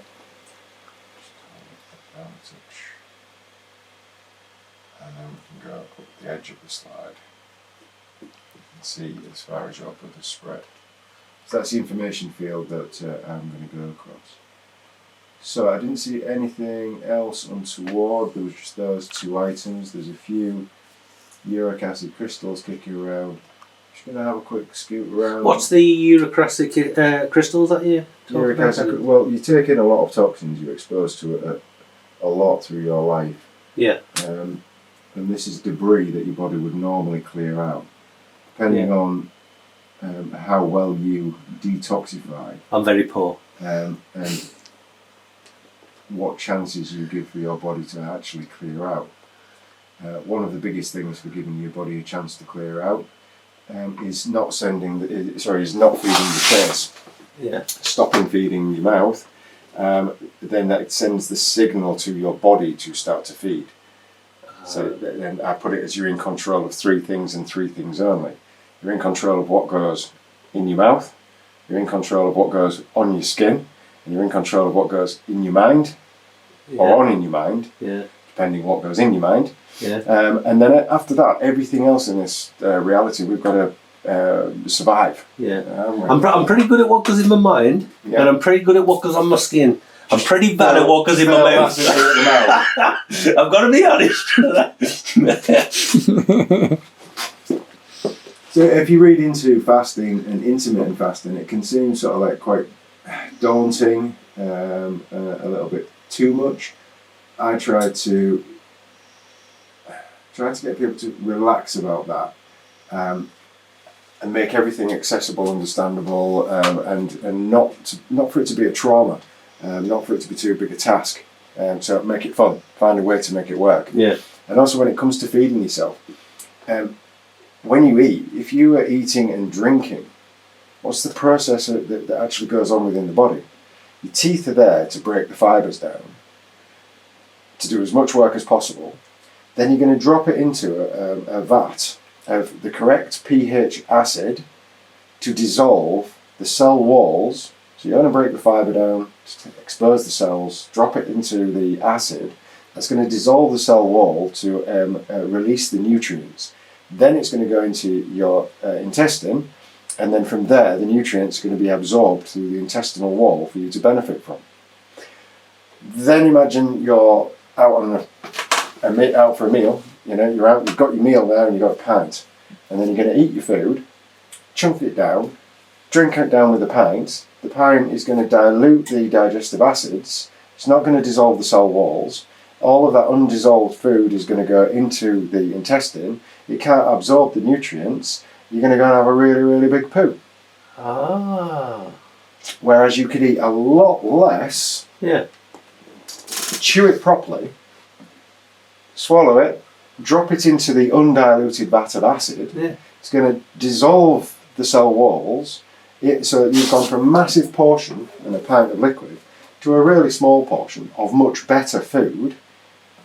Allow your body to break the cell walls down. The nutrients go into your intestine. You absorb all of the nutrients, get all of the benefits, and go and drop a little pebble. Because there's hardly going to be any waste matter left. Yeah. Just trace fibres, Makes things sense. that you didn't digest.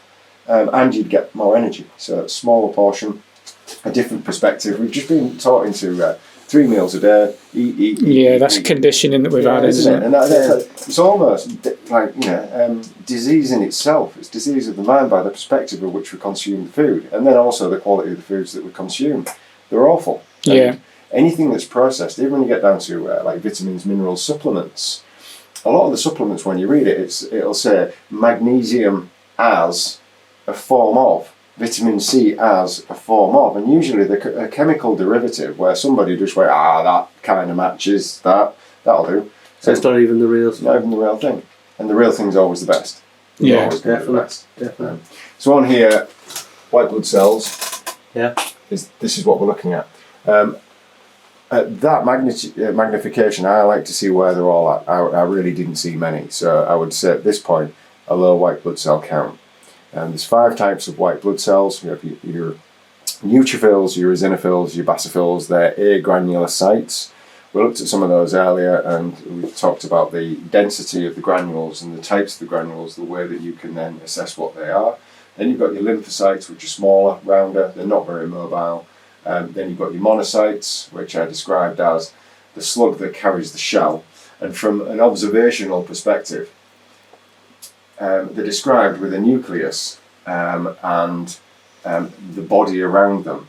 But when you observe them really closely and sit down and watch them, it looks like that body around them is a shell, and that shell is made up of bacteria, and that bacteria are from the endobion. And it would seem almost like they go around, they collect that, and then they take that to the places that it's needed. Because as you watch them, you watch those, the shell is alive, just like you see the bacteria. So there's an interesting Is there a way there. to increase your white blood cells? Yeah, boost your immune system. Boost your immune What would system. you recommend? Yeah, but eat the right foods. The right food. Would that Eat the right increase your foods. white blood Yeah, cells? and cut out the toxicity, because you are designed to make all of these things if your body is in balance. And it's quite interesting to observe all the diets where somebody goes, what you observe happen when you dig in is somebody's not very well, then they take a course of action. So they have a Western diet full of all these produced foods and all of this crap, all manufactured stuff, it's not natural. And then they feel horrendous, they're just lethargic, things are happening, they maybe got the start of dis-ease, disease, to be in dis-ease. Might be rashes, headaches, no energy, brain fog, that type of thing. Worse problems, worse things. Then think, right, I need to improve what I'm doing. So I'm going to go vegetarian, because that sounds really good, because maybe that's a good thing to do. You will suddenly feel brilliant because you're introducing a whole chunk of nutrition that you've never had before. So you will feel brilliant. You're like, wow, this is this. Depending on your literacy skills, some people go, right, I'm going to write a book. So now you get a book on their diet. Going vegetarianism is brilliant. Yeah.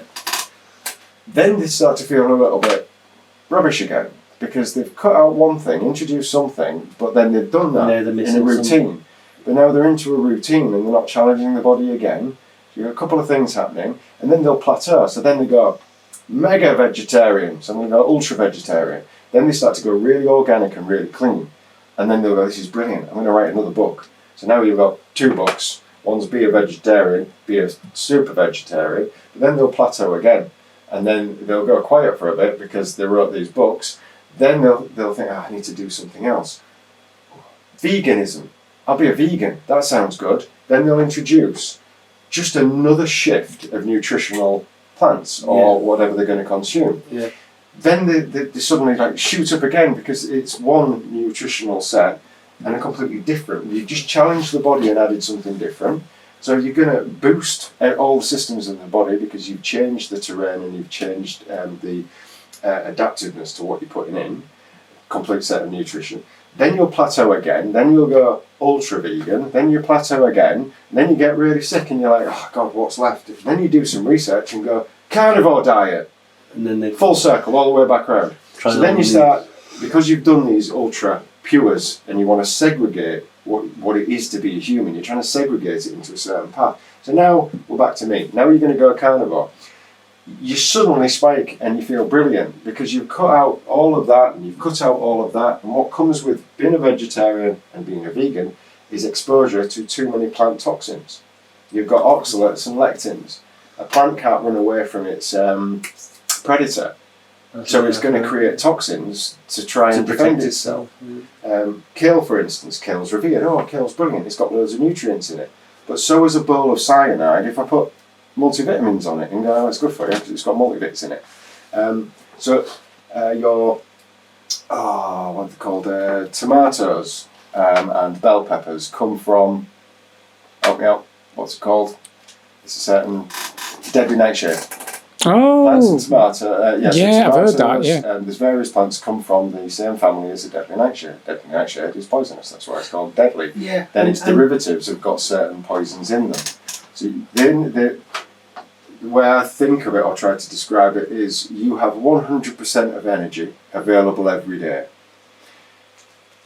Eating those raw tomatoes from that family have got certain chemical compounds in them that are detrimental to you.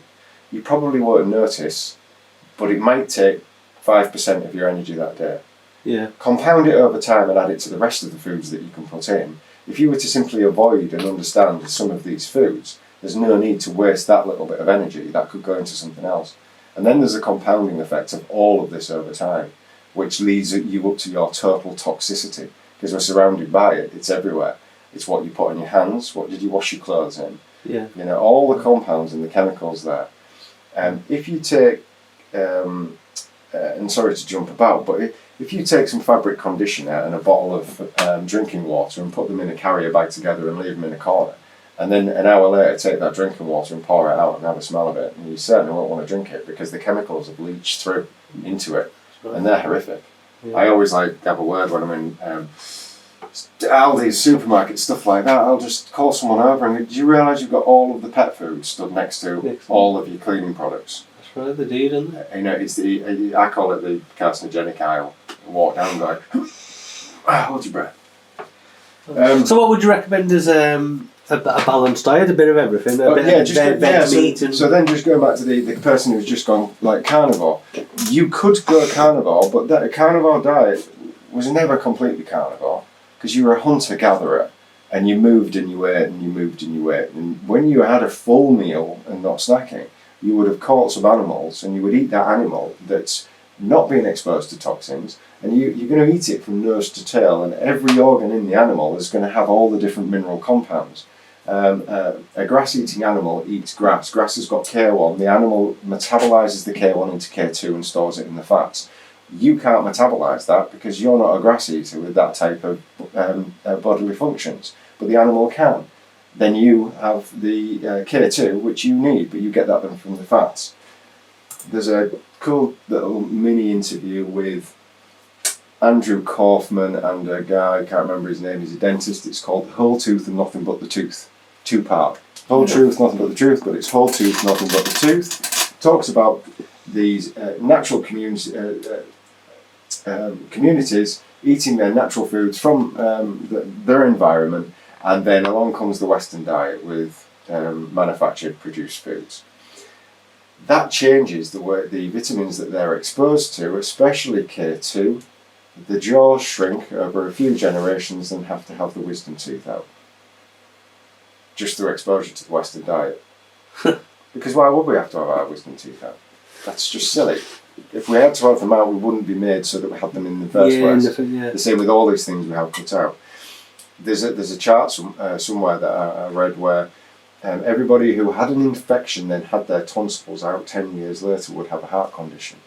Because you compound the problem. The reason you had tonsillitis was there was a bacterial infection and they were dealing with it. And then in comes Western with some knives, chop chop and get rid of that, that'll cure you.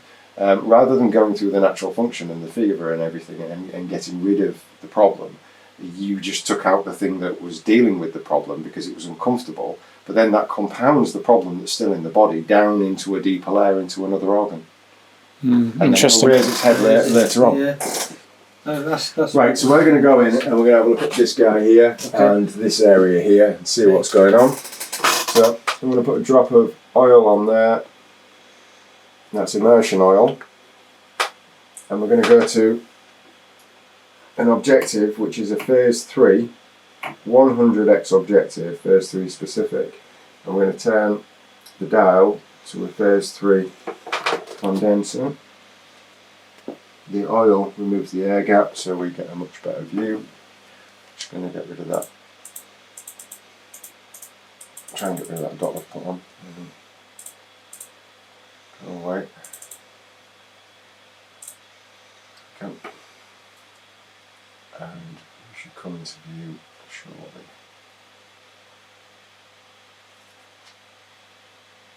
There you are. That's you in phase 3 at 1000 times magnification. 100 times objective with a 10x on the camera. So I'm just going to calibrate the camera. So we go up here, calibrate.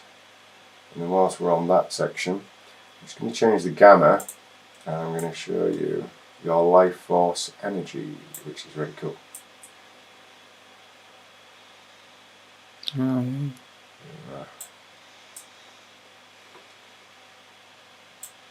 So if we look inside the cell here, that's your life force energy. That's the energy that you put into the cells when they go through your heart. It's your choice from your thought to your heart, the power of positive thought. So the power of positive thought is not just an idea, it's a physicality. And if you make the choice to engage with your heart in a positive manner, literally this is your mantra. It's how you approach every single thing, whether it's from making a cup of tea, a cup of coffee, getting out of a chair, going out, doing anything, looking at anything, any project, every single day. It's like, right, what am I doing? Come on, let's do it. When you're doing that all of the time, that signal's going to your heart and you're putting that energy all the time as all your blood's flowing through the heart. When you have no sort of lust for life and you're kind of sat there and just going, okay, yeah, I'll do some stuff. Right? You're not engaging with your heart, you're not sending the signal, you're not telling your heart to put energy into your heart and to provide that energy to your body, to all your bodily functions, so you can be at optimum performance. So it's like thinking caffeine.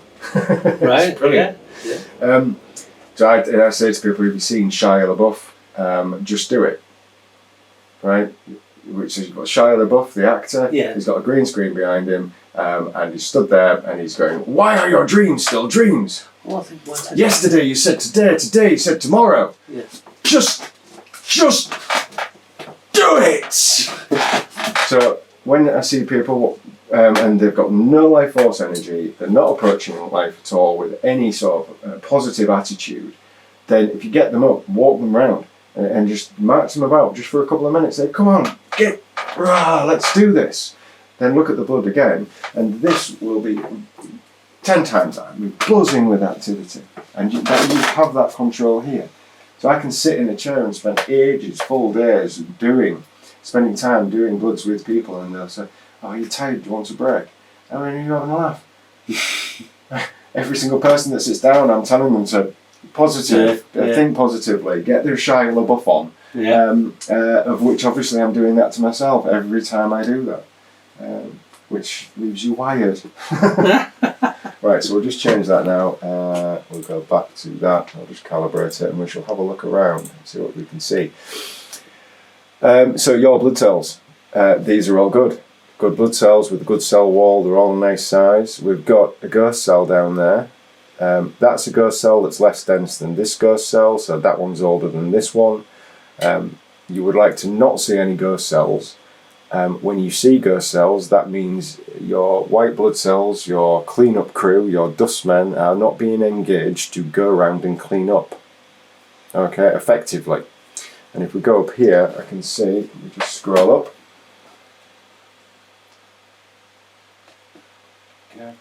Bacteria. We've got the remains there. Those. Is there an old white blood cell there?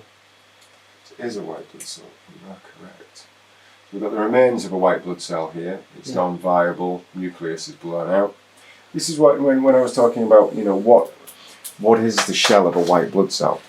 Because here we've got bacteria, and here, as part of that white blood cell, we've got bacteria. So that's just so does the something to keep in mind. bacteria eat the white blood cell? Like what's dying? No. It's your bacteria that you develop from this background here. Basically all of the background is your endobiont, your endobiont. But we go deeper than that because that is also the intelligence of water, and then you look at the bodies of evidence of is water intelligent or not intelligent, and there's never-ending evidence to prove to you all the different ways that water is intelligent, storing data, reacting to frequency, reacting to written words, Dr. Emoto's rice water test, all of Dr. Emoto's photographs, Luke Montagniere's water and memory, the rats in the maze, the 100th monkey, Kathy Mullins' PCR test. The only way the PCR test works is that water stores memory. So the PCR test proves that water stores memory. Water storing memory is the only way the PCR test can actually work and function. Not for the experience that within the last 2 years we've all experienced the PCR test, because the idea of it was completely hijacked.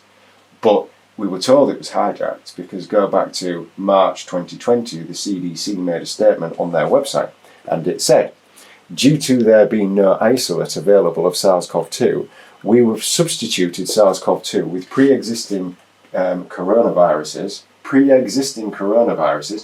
to test for SARS-CoV-2.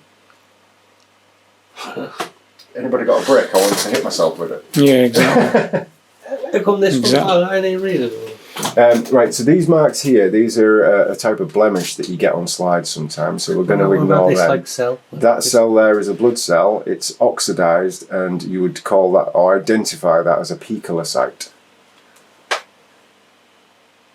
But when I mentioned before, when we take that sample, as the sample comes out your finger, you get that outer layer. The outer layer is oxidizing with this. Yeah. So any blood cells that are on that outer layer will start to turn into either picolocytes or echinocytes, depending on the level of oxidization and also depending on the structure of the cell. Because there's a question within itself. Why does one cell oxidize one way and another cell oxidize the other, yet they're both blood cells? So there's two different types of construction going on there. Right. Yeah, because you've got two different reactions in the same environment. So I shall scoot up a little bit more. But very good overall, very good blood cells. There's just a lot in the background. Your terrain just needs a little bit of assistance. All around here, got a little cell oddity here. So when that cell was produced, and you've got a single cell protrusion sticking out the side of it there. Is it like that because it was produced and thrown into an acidic terrain?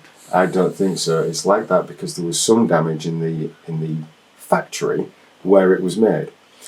Whether that came from toxicity or not, if you consider that the bone marrow is a factory, what happens when you get a break through your bone? And if it's actually broken and then it has to grow back together, then it's not in its natural flow. So there's the possibility that a certain area of your body where you've experienced damage that produces blood cells is always going to produce some damaged blood cells.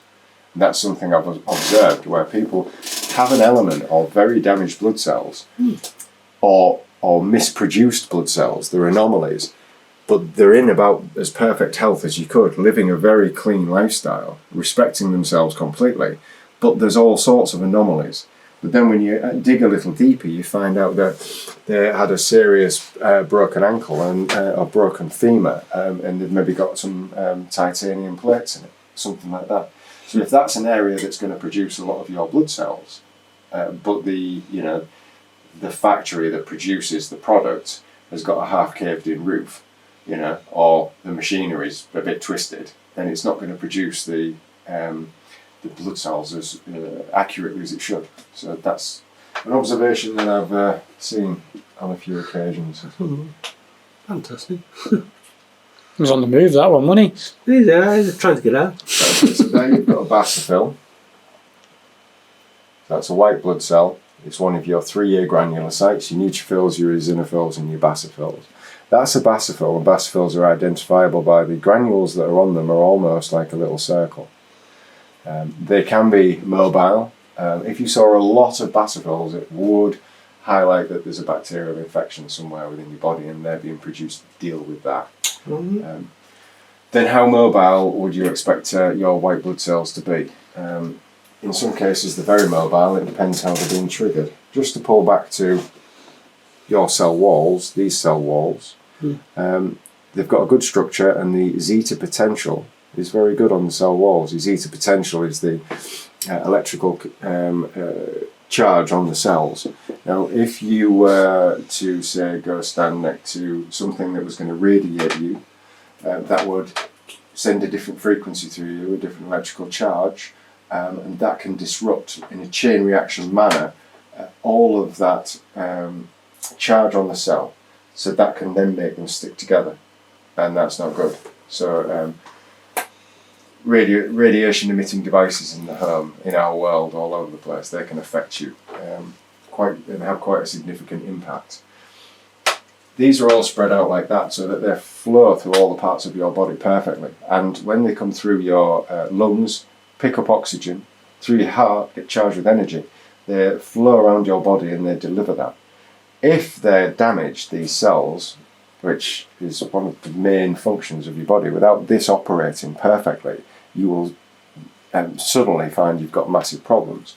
If the cells are oxidized and there are not flat platelets that are biconcave, if they're oxidized and they're round and they're swollen, they won't pick up oxygen when they go through. They won't pick up a life force energy. So if you've been compromised across the board and all your blood is like that, you're going to struggle with brain fog, you're going to struggle with energy levels, and you're going to have zero stamina. And you, as long as you address that, you can change it literally overnight. The zeta potential can be changed almost instantly because it's like a chain reaction of programming. But when it's been changed, it would seem to sort of just stay in that stasis. It's like a program. Here's a particular electrical charge, and then we just stay like that until we get another charge that changes it. That's why you can see that chain reaction run right through. Cruise around. These little bits, just glass debris. So in the manufacturing process, as I showed you earlier, there's from many different manufacturers of slides, quite a few microscopists have picked up on this and done this work, where they'll open a pack of slides like I opened a pack of slides. It's a brand new pack of slides. The statement, and it says on the box and the statement from the manufacturers, these slides are of high quality, they come pre-washed, they're very clean, and you take that slide out and pop it under the microscope, and then when you look at it, it looks like a bomb's gone off. And there is debris all over that. So you must understand that, because to analyse anything and say, well, this is something, to prove what something is, you have to prove what something isn't first.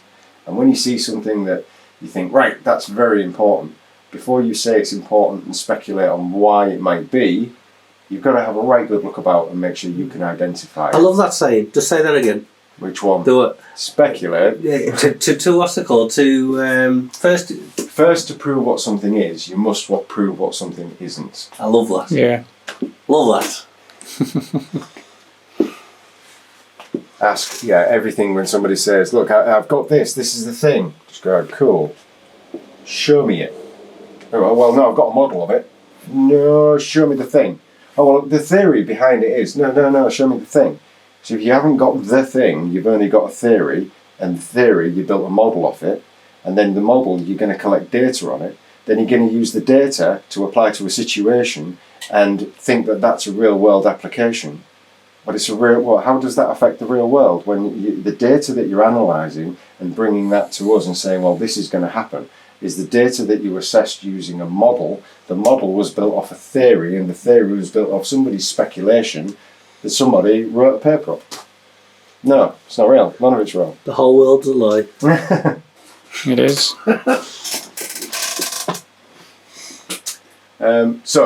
That's just in this little area that we've looked at. Is we can go to either areas of the slide and we can go and find lots of damaged blood. Yeah. But you can't take bad blood out of you and make it good on the slide.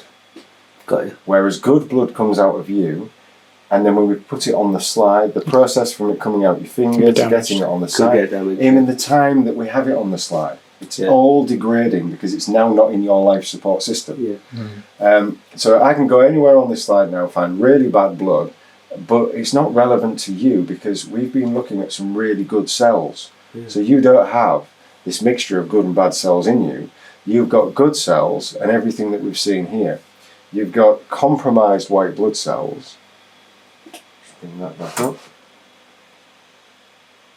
It's like microscope timed out. Power saving, you know. Yeah.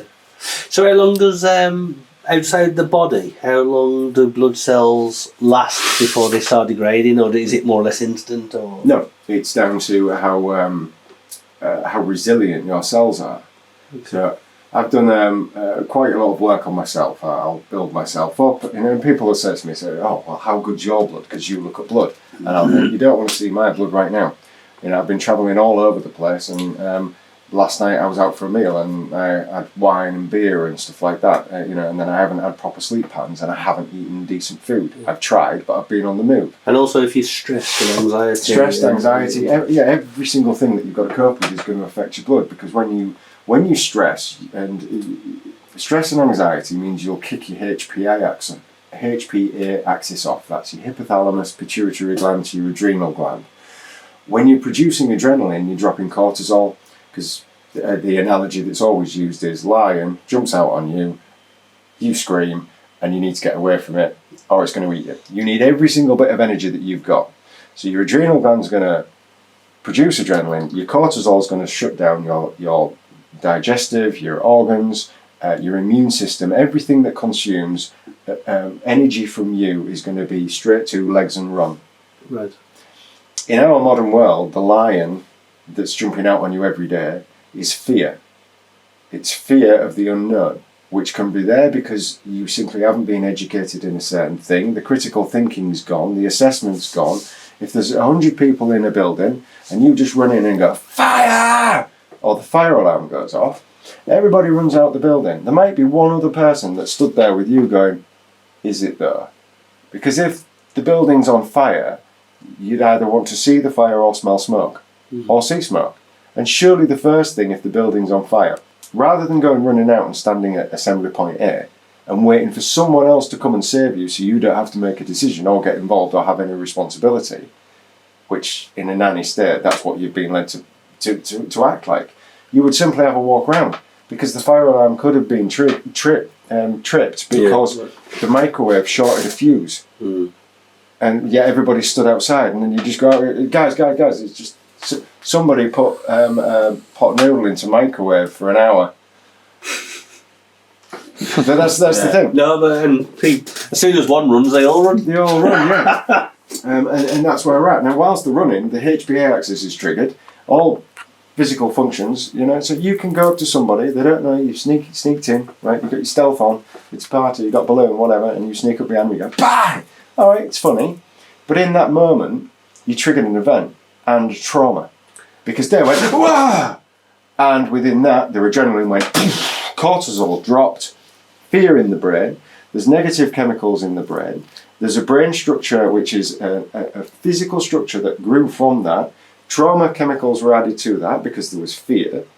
If they go down that pattern again, there's actual physical trauma, and you've created it'll stay with them for life. All of those things stay with you for life. That's where your post-traumatic stress from a big event would be. Yeah. Meanwhile, in that event, your adrenaline pumped out, you dropped cortisol, you shut down your immune system temporarily, you shut down your digestive system. All of that has a huge effect on everything that you see in here, literally just from that tiny event. Then bring that into a car crash, or bring that into a long-drawn event where somebody's actually psychologically abusing you. Yeah. Then you're in this fear state all of the time. And the acronym for fear is false evidence appearing real. The real part, even though it's false evidence, it might be appearing real, but the real part is you're having a real physical reaction to it. So it's actually physically detrimental. Yeah. It's as detrimental as, like, falling off a building. Yeah. It's physically. And I suppose that's why as well. Two people could experience the same thing, but you can't really ever judge their perception of it, because people react in different ways, don't they? And also their memory of an event might be one of horror, and the other one's like, oh, it wasn't that bad. Yeah. But obviously it sticks with the person, doesn't it? Because the water has the memory. Absolutely. Usually the driver of the car fares better psychologically than the passenger, because the driver saw it coming. This is a pre-warning for the driver. Yeah. The driver tried to handle it in real time. Passenger's totally out of control, just clinging on to shit, and he's along for the ride. Yeah. They're usually more traumatized than the driver, or at least with the people that I spoke to that have gone through accidents like that. Yeah. And then just how people handle trauma is just, it's on their grip of reality, and it usually comes from earlier lessons. Lessons, knowledge, exposure, and just learning about these things. You should be taught about these things. And what was that thing before when we were just talking? You told me there was a great way how, if somebody was suffering with like trauma and they keep going back to it, there was something we could build a bridge. Building a bridge, so they could try and deal with it. Yeah, so somebody's had a horrendous situation where something happened to them and they were assaulted in their home. Then when they try and talk about that, that memory will always be going through, and then when they get little trigger memories that trigger them back to that memory, when you went through that experience, just like when you read a brand new book, as you read the brand new book, in your brain you're growing a new protein branch. It's a very real thing, physical. You're growing that, and you're adding chemical signatures which relate to the information and the emotions you're experiencing with the words that are on the page. As you're experiencing those words and how they resonate to you, you're assigning different chemicals to this protein branch.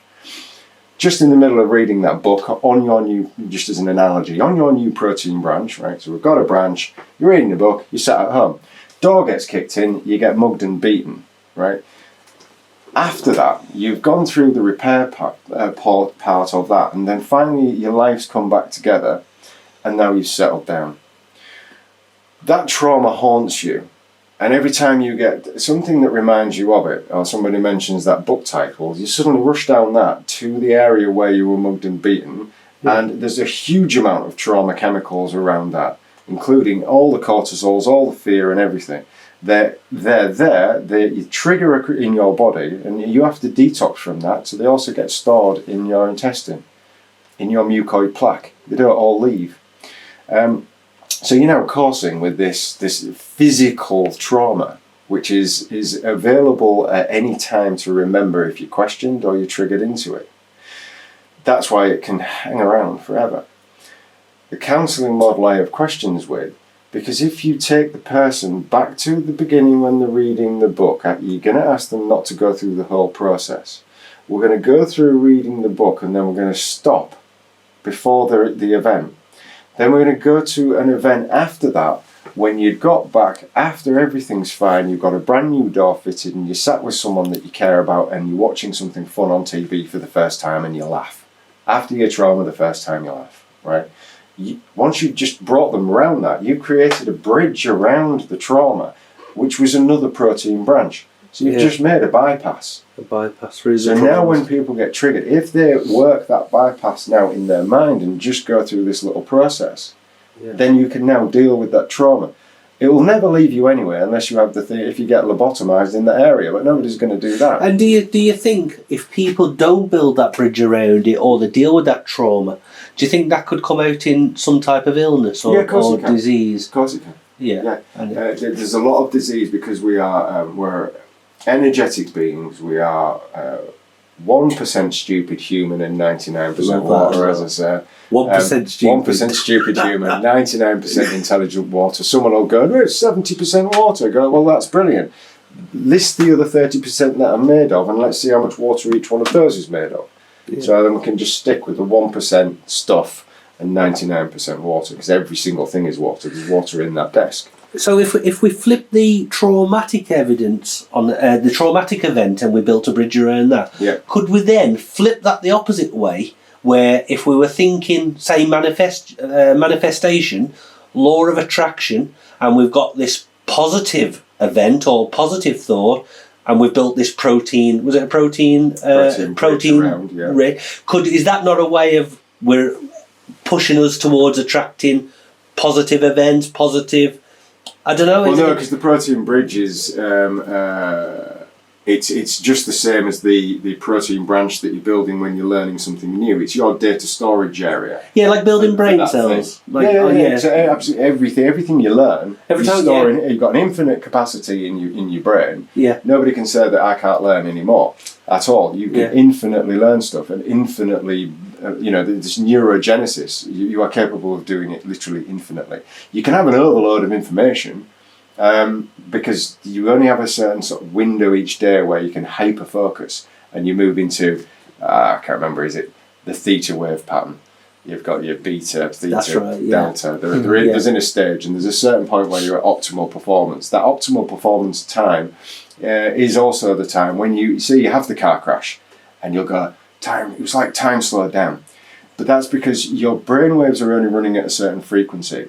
Then you come into the crash, you've had the impact, and you can describe your sunglasses leaving your face, looking through the sunglasses, seeing the registration plate go up. And it's because it feels like it's happened in slow motion. What is that? It's your brainwaves. So you're running at a certain low standard frequency. You have the crash.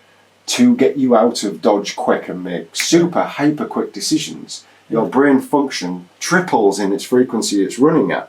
You're now recording 3 times the information in the same amount of time.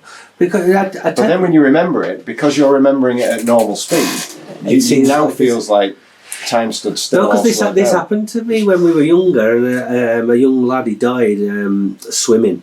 And we dived in and jumped in and tried to save him.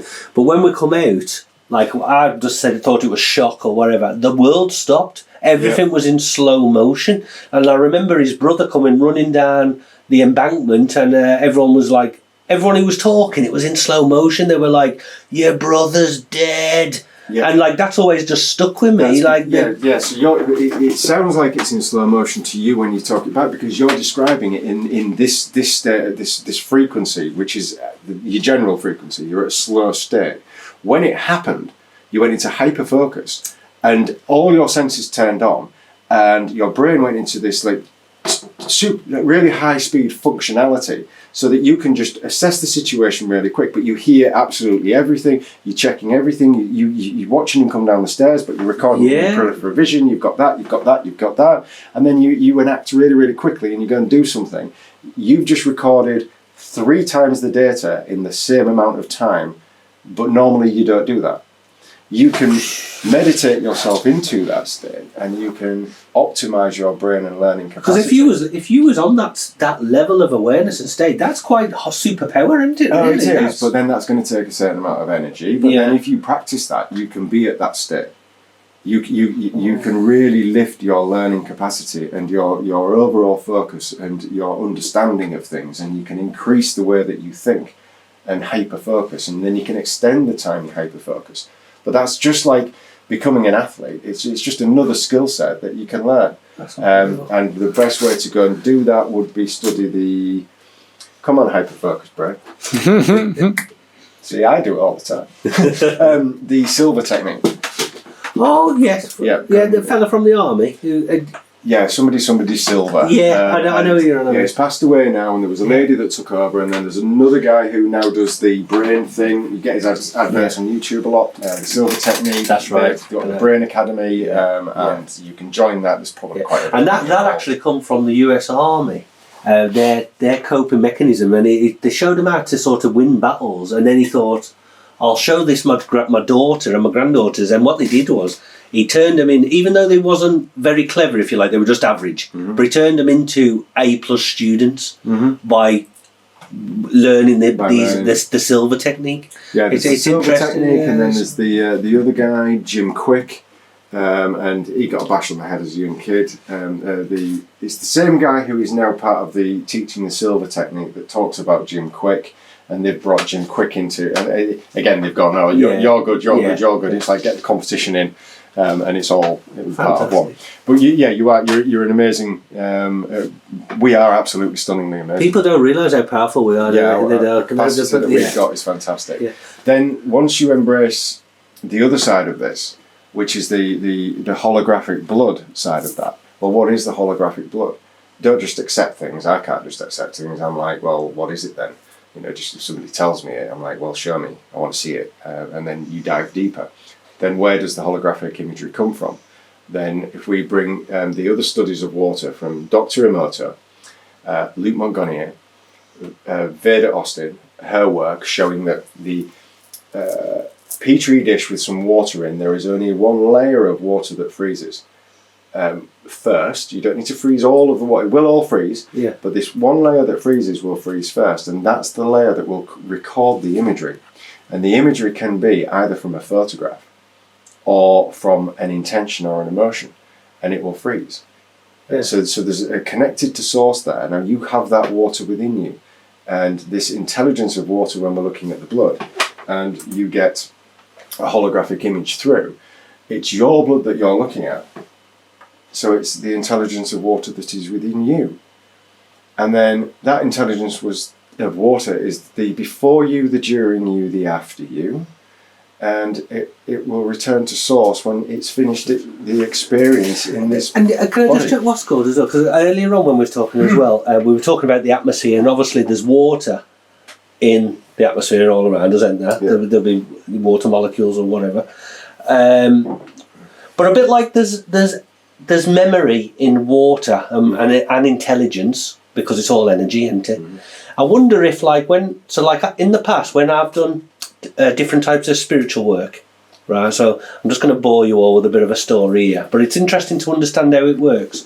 So I got called out one evening to do a reading for a party at this house, and I went upstairs and I was washing my hands, and usually there's a reason why you go into a house, for a certain reading or a certain spirit will come through or whatever. Anyway, so while I was in this bathroom and I'm just washing my hands and I closed my eyes, and I thought, I wonder why I'm here today. And as I closed my eyes, I started to watch in my vision as a gentleman broke in through the window where I'm washing my hands right in front of me. And he broke in, and I watched it with my eyes closed as he jumped down through the window past me. He went down the stairs. He ended up having a big massive fight with another fella in the house. He pushed him through the window, a piece of glass went through and killed the gentleman. And I watched all this in this vision while I was in the bathroom. So I come downstairs and I was a bit like, oh, whoa. And I looked, and there was a big curtain and there was no window or nothing there where I'd seen in my vision. And I got talking to the lady who owned the house, and I said, how long have you lived here? Is there anything ever happened here? And she said to me, oh, it's funny you should say that. She said, we got it for next to nothing. We bought it for like half price. And I said, why? She said, well, apparently someone was killed here. She said, this wall here, there used to be a big patio window. And she says, and apparently there was a fight, and she says, and the glass went through him and killed him. And I watched the whole thing happen. And I was just like, but a bit like, I've gone off track a bit, because what I was trying to explain was, just like there's memory in water, and if water's all around, I'm wondering where the story and the memory of the energy of what happened in that house that night. And I've done it before as well. If you go to the scene of a car accident where there's been a high energy crash and people have died, you can stand there and watch it. You can watch what happened. It's so possibly when you say there's high energy, so there are entities all around us, and you can do your digging on those entities and find out that they're a very real thing. We're an entity experiencing this reality right now in this vessel. And then when this vessel's done and dusted, we'll take the data signature, which would be our soul and our experience of this, and we'll take that off, go back to source, come back into another life form and experience it again. And carried with that is this experience and all other experiences that entity has been in. So that's how you could do your past life regressions. What say then, if you don't die naturally and you die unnaturally and you're not ready to leave, that then you hover about and you just become one of the other entities that are kicking around looking for a vessel, because perhaps maybe if you don't die naturally you don't get to go back to source, and then that entity which is carrying the data signature of the guy that died, that wasn't ready to die, is still hovering around in that place. And as that you're there, it passed through you, and you read it, and where you saw it, you probably saw it with your third eye, your pineal gland. Yeah. Because your pineal gland is an eyeball, yeah. And when they dissect the pineal gland, it's made of rods and cones. Your eyeball is made of rods and cones, so why have you got an eyeball at the top, made of rods and cones like these two, at the top of your spinal cord that goes all the way down connected to the feet? So then when you think of mediums, when they say, bring me a book, bring me a thing, there's a trace level energy there that if you are sensitive to that, you're empathic to it, or high level empath, and your pineal gland's not shut down or calcified, when you absorb that energy, you're absorbing the energy just like photons and light goes through our eyes and we make sense of this world.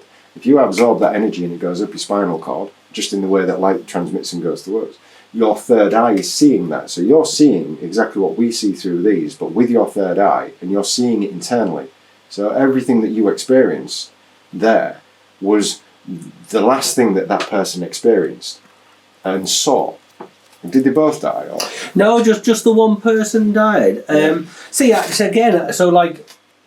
It's good to see other people's understanding and explanation. So like up to now, what I've always thought, same when I think like, you know, when people talk about sort of like ghosts and all this kind of stuff, I've always thought the energy of the person, the physical energy of the person has left like a holographic thumbprint on this world, on this level. And so for me, I was like, that person then is obviously they've died, they've passed on and everything else. But sometimes it's almost like if you press your thumb and you take it away and then you get an infrared light, you can see the thumbprint. Yeah. I've sort of always just wondered if, because there was a high energy, like a car crash or someone's been killed, that they've almost left like a thumbprint on this dimension. This, right. I'm not saying that. I'm trying to learn and come to terms with different people's. I'll tell you another what I found interesting. So once we got invited out to the over in England here, we call it a hermit's house. There was an old couple who'd lived in this house. They were a brother and sister, and they literally lived in this house all their life and then died and whatever else. Right. Anyway, so we got to go and look at this house. But as I was walking around the house, I could feel, I don't know, energy, if you like.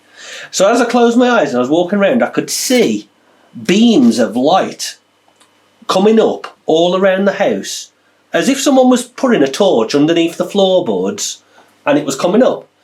But as I walked around, I said, I bet you if you break the floorboard up there, there's a body there, there's a body there, there's a body there. And I could tell it was either going to be a cat or a dog or whatever. Yeah. So what we did is we got a crowbar and we started pulling up the floorboards. And everywhere I said there was a beam of light, there was bones of the cat, a dog. Yeah. So even though the energy of whatever had died, yeah, it had left some kind of energy, some kind of beam of energy that, like, look, I was here. Yeah. And I mean, again, I'm still looking for answers to a lot of things, but I just thought it was... I think trace energy for that sort of thing, going back to the people rolling down the stairs, when you think of the volume of information that you consumed, right, it's a lot of information. I watched the whole thing happen. Yeah, I've had it myself, where I've been in a certain situation where I've had to do a certain task, and I've been exposed to the very trace energy, and then I've seen the person in front of me. But nobody else would see that because it was only me that was exposed to that trace energy. Yeah. But I don't think it's not. You're not seeing the person. You're not seeing a ghost because it's only a trace. It's this tiny little fragment of a data signature of who that person was, and it's information. So it's information. But then for my mind, I'm like, okay, it's information. Where's it stored? How's it stored? And how did I read it? And then that leads me on to the body, the nervous system. The light, just how we absorb light through our eyes, it's the very same in the pineal gland. So it comes up through the spine. You see it inside your head. It's a packet of data, memory stick with a movie on it, but it's plugged into your pineal gland, your eyeball. Right? So you didn't see it and register it like we are making sense of this world. But your internal eye, your pineal gland, made sense of that field of information, the light, the photons, the energy, as a data signature, and it played out inside your mind. Yeah. So in your mind you saw it, just like you see with these eyes, but you didn't see it here, you saw it internally in your mind. And do you not find it, whichever way you look at it, so if all these energies, okay, so you're walking around and most people every day, you're not seeing all that. Your physical eyes are not seeing all this energy. And I witnessed this first time when I was in Blackpool. There's literally stuff happening all around us what you don't see, what none of us see. I don't see it. I don't work like that. But they will affect you. They will affect your mood. They'll affect your energy levels. Sometimes it can make you feel good. Sometimes it can make you feel low. And just the same as a living person, if you walk into a room and two people have been having a row or someone's very negative, they can make your whole energy levels drop. But that's happening as well all around you all the time. And yeah, it just baffles. Positive and negative collective energy field. I remember rolling into a town in New Zealand, and it was just after the New Zealand rugby team. They'd be the All Blacks, I think. Right. And rolled in, and as we rolled into this town and got out of the car, we sort of stood there and went, I don't really like it here. And it was that strong. We got in the car and left. And trying to make sense of that, and then it was the day after that we found out that night before, their rugby team, that obviously the nations behind, had lost. So they're almost in a state of mourning, and everybody was so low. The vibration was so low. Yeah. That's what we're But and all this as well. I mean, I know we're going off track a little bit here. But all this energy and everything, them feelings, that plays into people's subconscious, right? So if something is planted by governments or whatever else, and it's subconscious, like fear, we know it's affecting people's thought process, and it could be affecting their water, the blood.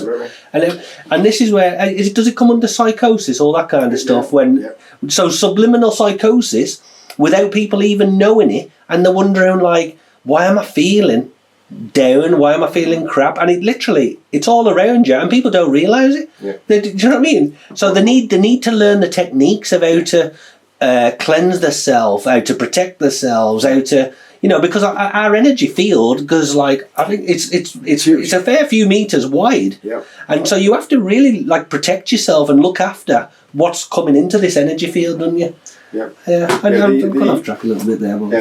I can't remember his name, and it'd be worth just bringing his study up. He did a full study. He wrote a book on it, explaining it, and he went and did quite a few talks on it, and that was on the mass psychosis and the situation where everybody's affecting everybody, and the general underlying feeling of fear, it spreads, and it spreads to everybody. It makes everybody tense. Everybody's like, what? But then you get that when you go in a room. If so you walked in a room, it's great. There's 10 people there, and everybody gets on. But the 11th person that hasn't got there yet has a massive beef with one of the people in the room. They really don't like each other. And that person comes, and then that atmospheres, and then you're at the point where you feel like you could cut the atmosphere with a knife. Because that energy is completely changed. There's a shift, and people they're sort of pushing that energy out. and you can feel it, you can see it, and it changes the energy for everybody. And the conversation will change, the mood changes, and the whole positive vibe will drop. It was high vibing, now it's not really, everybody's just a bit like, and then you'll be like, I think I'm just going to go. And then that also plays into like a couple of days before, them two people probably would have been thinking about each other, thinking, I bet he's going to be at the party, or I bet, and then what happens is, it's like they're connected with this invisible cord, if you like, or they'll see each other in the supermarket, or they see each other at the party. And this, again, we explain to people how everyone's connected. Well, I think when somebody's got just sort of a huge amount of malintent towards you, you can really feel that. Then if we come back to we are water, in water, everything is water, simply take the scalar machine, Spooky 2, John White's Spooky 2 scalar machine. You've got two units, you have a transceiver and a receiver. They're plugged in by a cable. If we took niacin, I got some niacin. Yeah. This niacin, vitamin B3, flushing type. If you take one of those now, within about 3 minutes, your face will start to tingle, and then it will trigger all the mitochondria to release energy. Basically release energy. That's the easiest way to describe it. You'll start to tingle all over, then you'll start to go red, and then the hairs on your arms will stand on end, and then you'll have this quite intense flush, which will peak at about 30 minutes and then drop off. That's the process for that. Now, coming to the scalar machine, you've got these two boxes connected to a wire with a little plate in each one. One's a transceiver, one's a receiver, and it's going to scan the niacin, and it's going to send the frequency of the niacin through scalar waves to this one. But those scalar waves they don't just go to the receiving plate, they bleed out everywhere. Not just in this room, absolutely everywhere. But just in this room, with us here, we're going to put a couple of niacin on the machine and we're going to turn it on. We're not connected to it, we're just in here with it. The scalar waves with the frequency are now spilling out everywhere. Our faces are going to start to tingle, because the frequency of the niacin is coming through our bodies, and the water in our bodies is responding just in the same way as if we take the niacin. So that begs the question, when we take the niacin, are we absorbing the products, or are we experiencing the frequency of the niacin? Because if we can flush, because we popped it on a transceiver putting the scalar wave out, what's the experience we have within? Then you can put a picture of the person. This is why they call them spooky machines.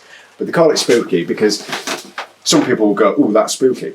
But then if you just forget the woo-woo side and go, "Well, no, but how does it work?" and then do the research to how it works, then you'll end up back at water and frequency every single time, and that this is water. That's why the waves will travel. That's why radio waves travel. It's why our phones work. It's why we can connect. But then if we're water as well, that means we can connect.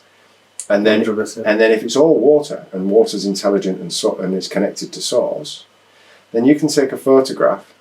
You could take a photograph of your wife now, and you could put a photograph of your wife on the scalar machine, put some niacin on that, and then ring her up and be in a conversation and turn the scalar machine on. And then so long into the phone call, she'll be like, "Oh, my face is really tingling." So, do you think, on some level, that is how things like voodoo and past sort of and also negative thoughts towards people, I mean, obviously that takes us all into karma and everything else, it does, because you are affecting someone if you have negative intent towards them, because you're imagining them in your mind. Because we teach people this, you shouldn't have, you should, do not hurt people's feelings. Don't harbour that, as well as it being bad for you, you're thinking of someone in a negative way. It's voodoo magic. Why does that have an effect? But then that comes back to that message that I have, which is words, water, contract, and you. Spelling, spell casting, to be spellbound, NLP, and applied psychology. So we learn spelling, and we learn to spell, but we're not taught the power of it, because we're not taught that we are vessels of water ourselves. But then written word affects water, because there's a phonetical frequency attached to all word. And water also responds to the phonetical frequency, but it responds to the written word itself as well. Just like our bodies respond to the frequency of niacin. But then words affect it as well. So then why is to cast a spell? Alright? You know, Harry Potter, a wand, and what do you say when you cast the spell? You're not firing magic out of a wand. You say a load of sets of words to cast the spell. What say then that those words are negative words of misintent directed at the person? And you have been doing this a while, so you really know how to, you know, capture the phonetics of the word. Yeah. So that's why I've put that on the banner. Words, water, contract, and you is something that you've got to be very important, because words have meaning and words have power. You are water, and if you were given a label or something, somebody says something to you and it's negative, just as if it's positive, if you hold contract with it, then it will affect you. So words, water, contract, and you. Don't hold contracts. If somebody gives you a label, you are this, you are that, whether that's physical, emotional, or whatever, it can have a negative effect on you, because you are going to hold that word, and the frequency, the phonetical frequency of that word is affecting you, the vessel of water, just as much as positive words are worth saying. So if you, with Dr. Emoto's work, you've got a bottle of water and you've got a label on it that says love and gratitude, and you have a bottle of water that says idiot on it. And then when you take a sample of that water and you freeze it and look at it, which is Dr. Emoto's work, the one with idiot on it is really horrible water crystal. The one with love and gratitude is beautiful. So then bring that complete understanding of words, water, contract, and you. Yeah. You are water, 1% human, stupid human, 99% intelligent water.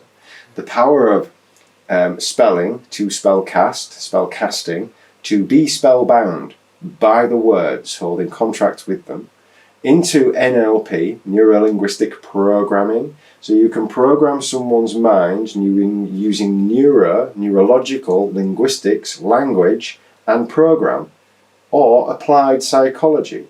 You can say a load of things to people to construct their reality. They are words, they hold contract with those words. They walk around resonating with the contract of the words that you've just said to them that's a complete false reality, but it will affect them physically. They're captured by the spell, they're spellbound. Do you know what I mean? And we always say this because everything is so connected in such an amazing... Only a higher source surely could come up with the web of life and design, because when we think of the water there, obviously that must tie into Andy Barlow and the maritime law, and why the law of the sea is so more important than the land of the law. And I know that's a different subject, but it's massive.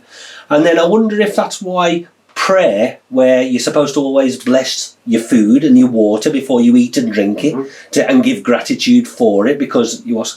But then that also gets me to think about, if an animal has been killed in distress, and then you are eating that animal, you are consuming that distress of that animal to a certain point, because the pain, the suffering, the fear, the memory would be in the water of the animal. The fear and the frequency is stored in the vessel. Yeah. So there's an element of you consuming that fear and the frequency.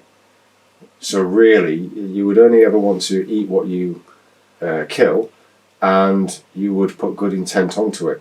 You would bless your food and ask it to... Yeah, you would be grateful to it. Thank it. Yeah. Because you've removed the vessel from the entity of the spirit. It's been there for its experience. Now it's going to go back to source. Yeah. Very best you can do. It's kind of polite, isn't it? It's like, thank you for your vessel. I'm going to consume it so mine can continue. Yeah. And cheers. I hope you find another one. Thank you. Yeah. As opposed to putting it through pain and suffering in its memory of its experience in this time round. And then also possibly trapping it. You're possibly trapping that entity here because it died in fear and wasn't ready to pass, or you didn't give it passage. Yeah, that could come back. That's what I'm saying. I think we could have a deep conversation on every single topic where it could lead to a very deeper understanding of everything. But people will just go about their lives and watch Corrie and watch Hollyoaks and not give her a second thought. And I think that comes back to whether you're engaged in this reality or not. You know, are you experiencing this reality, or are you just letting it pass by? And you know, why are you here? And I think we also have cultivated in this Western society this fear of death. Everything is removed for us to connect with death and dying and source. There's nothing beautiful about it. Well, it should be beautiful. It should be an honour. I mean, personally, when I die, I'm not wishing it, but in one sense, I'm so excited about that experience and when it comes. To go back and home. if I can do my very, very best to be as conscious with that experience and also understand it, but the way my mind's wired, I won't choose to accept anything. I'm infuriated by going, okay, why? Show me. I want to understand it. But I want to understand it so I can have a relationship with it. I don't want to believe something or believe choosing not to fully understand it, not to get into the common law thing where people will immediately shut you down by going, it's in a stand. I'm like, we're not on that argument or that debate. It's to fully understand something where you can tangibly break it down. Yeah. And if you can tangibly break it down, it means you can explain it and utilise it. And you can also bring it into your vessel of understanding as literally an ingredient to what makes this life. And then if you can start to do that with all these things, then that means you can make something with all these things. That means you can become the alchemist. The alchemist. I love it. Become your own alchemist. Yeah. Because if you get to the understanding of water, you've gone through it so you get it, you understand the mechanism of action. When people talk about improving their life through manifestation, why listen to something, you've got the enthusiasm to go and manifest something, but you're believing it'll happen. So then you might write your intent down and pop it somewhere, however you have been instructed to thus far, or enthused thus far to go and do it. You're already setting yourself up to fail because you're like, I've done my manifestation there, I hope it works. Well, you're already lining yourself up for it not working, aren't you? Yeah. Whereas if you understand the mechanisms of actions, I suppose, like baking a cake, you've never done one before, you've never turned an oven on before, you've no experience with any of it, and blindly, literally, with hope, you just go, I don't even know what the measurements are. I'm like, oh, stuff it. Stir it round. This is an oven. Chuck it in, and then like, I hope it works. Someone comes round an hour later going, what are you doing? I'm baking a cake. Cool. You know your oven's not on. Yeah. You know, and you know what? No, but that's perfect because in the Drake Michigan platform, this is what we what we bring into the table, because ultimately the person has to do the change. The person has to do the work. Now, some people will say, oh, if I just had so much money, I'd be able to sort my life out. But it doesn't work like that, because you could give someone £1 million and it would last, maybe a year, 2 years, and they would lose £1 million. But if you showed them how to make £1 million, if you showed them the plan to make £1 million, well, then they can spend the rest of their life making millions of pounds because now they know how to do it. Yeah. And that's what we want. The element of the Drake Michigan platform is for people to understand the process, to learn what ingredients go into becoming the alchemist, because then they can all go off. Then they can, they can learn all the tools, gather all the information, and then they can go off. A bit like you were talking to us about before. And then you give them this information, then they can become their own alchemist of their life. Yeah. Do you know what I mean? And then, and they'll say, hey, it all started for me when I come across these couple of idiots at Drake, Michigan. But you know what? The thing is, if we give people this information, and like what you're talking about today, and this is what we said about different types of people, so certain information that we bring is going to resonate with different types of people. Mm-hmm. Do you know what I mean? Now, last week it was, the frequency and the music bowls. This week it's the blood, and this is. I know this is going to be massive. A lot of people are going to take a lot from it and think, do you know what? These are onto something here. They're talking about stuff what makes a lot of sense. I've just never looked at my life like this before. On to that though, it's like when different people will resonate with different things at different points. Yeah, but they're all people. And there are all factors that have resonated with somebody by their experience. But they are all people. They've just had one thing that resonated with them and that attracted them there, and there. So how then do you gel all of them people together? And that's what I found has been astonishing with the blood. And going through the blood, when you capture the mind, because there's no getting out of it. That's your blood you're looking at. Exactly. And when you have the relationship with that inner self, you're looking at the inner workings of you. It's just like looking at a mirror in the morning because you had a heavy night and going, "Oof, God, I look like shit." looking at your blood, that's on the inside, and you're like, oh, I look like shit also.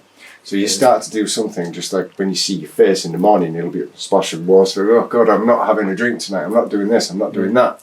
Because you want to look better. Yeah. So looking at your blood, you want to look better. Yeah. And then if you dig a little deeper and you look at what affects that, now you've seen it. There's no denying it. Yeah. It's a bit of a wake-up call, isn't it? Yeah, completely. It is a bit it's of very a grounding. Yeah. Very grounding. Yeah. And then you go the blood, then go back to the people who are attracted to the singing bowls, to the frequency.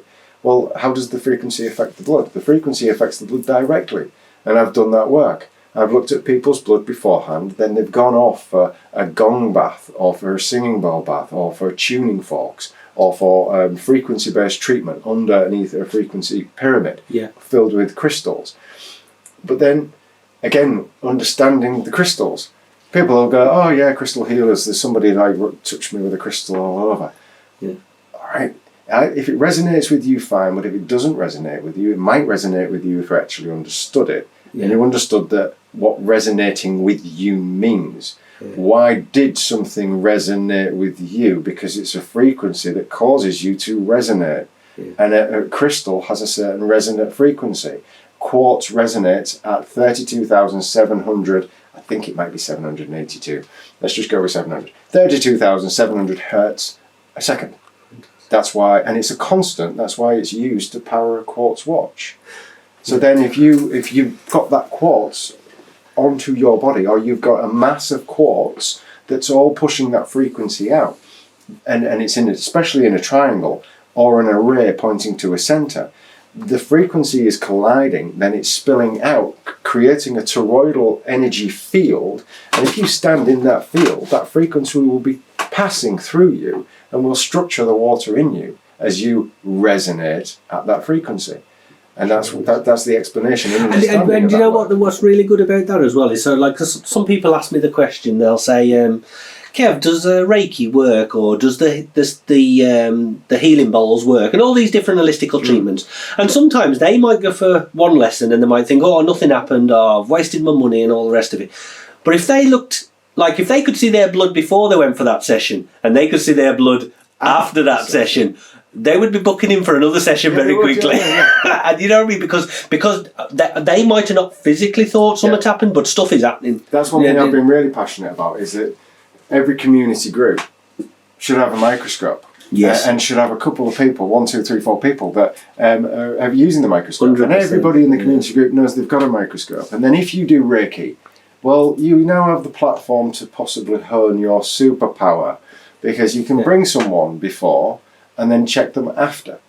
And it certainly works the best not to use somebody who is in a poor condition, but it certainly works the best to bring somebody who's really not feeling well, look at the blood and see that the blood really isn't good, because if you're not good on the outside, you're not good on the inside. If you're good on the outside, you're going to look okay on the inside. You might not be good on the inside, but you'll certainly look okay. So if you've got somebody who's really struggling and they've come to you for help, then certainly have a look at that person and check their blood, record it all. Then don't do this in the same room either. Yeah. Then take them to a different room and then go and do your healing on them. And it really doesn't matter what that healing is, because it's all intent. It's the intent as well. It is. Yeah. If they're holding some pieces of quartz, you've got the frequency of that. If they've a tuning fork or a tuning pipe that's going to resonate at 432 hertz or 520 hertz, you're passing that and you're putting that around them. That frequency is passing through the body, affecting the water. The water is in everything and it's carrying the blood. And there is also water in the blood. That frequency will change the zeta potential of the blood cells, which will improve their blood completely, which will improve them. And do you know what as well? Because I'm a big believer, and I know sometimes, like holistically, people, you know, I always say, look, sometimes you have to play the game, right? This 3D world, this dense world, what we're in, sometimes you have to play the game. And we live in a world, unfortunately, where, like, you know, people want to see a certificate, they want to see results, they want to know what they're getting, you know, for the money. And the holistical area can be a little bit like, oh, is there any reality to it, or is it real? But if we had, I mean, our plan to go forward is to have a Drake, Michigan community centre in every area of the country, to be fair, if we was. But wouldn't it be amazing if we had a lab or a room where it had a microscope and you said to people, look, we're going to give you a full sheet of your data before you come to see us. We're going to give you a full sheet of data after 3 or 4 sessions. And you know what you'd even say to people? Well, yeah, look, if there's no change, just happily on your way kind of thing. But I think they would see it. They'd see it firsthand. They would see that. They would. I mean, like you showed us a client's blood earlier, and the difference.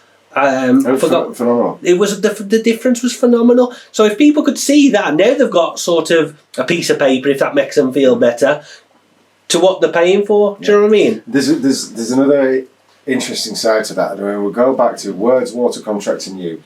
Spelling, spellcasting, to be spellbound, applied psychology and NLP. Bottles and labels. So you research the water, you look at Dr. Emoto, you have your bottles, your labels, you see it all change. Then if there's no different to that vessel of water than there is different to you. Then what do you do if you go for a test? Or you fill out a form? Or somebody writes you a report? All of these things are labels that you will apply to your body, which is the vessel of water. Yes. So people will say to me, all right, can we go through the blood? Would you write me a report? I can write you a report. But if you write you a report, you will take that report with you. It is what we are looking at right here and now. Now you've seen it, you are already changing it. You are already positively interacting with what your inner self, because you've now seen it. So what you can visualize, you can fix. What you can't visualize, you can't fix, because you can't resonate with it.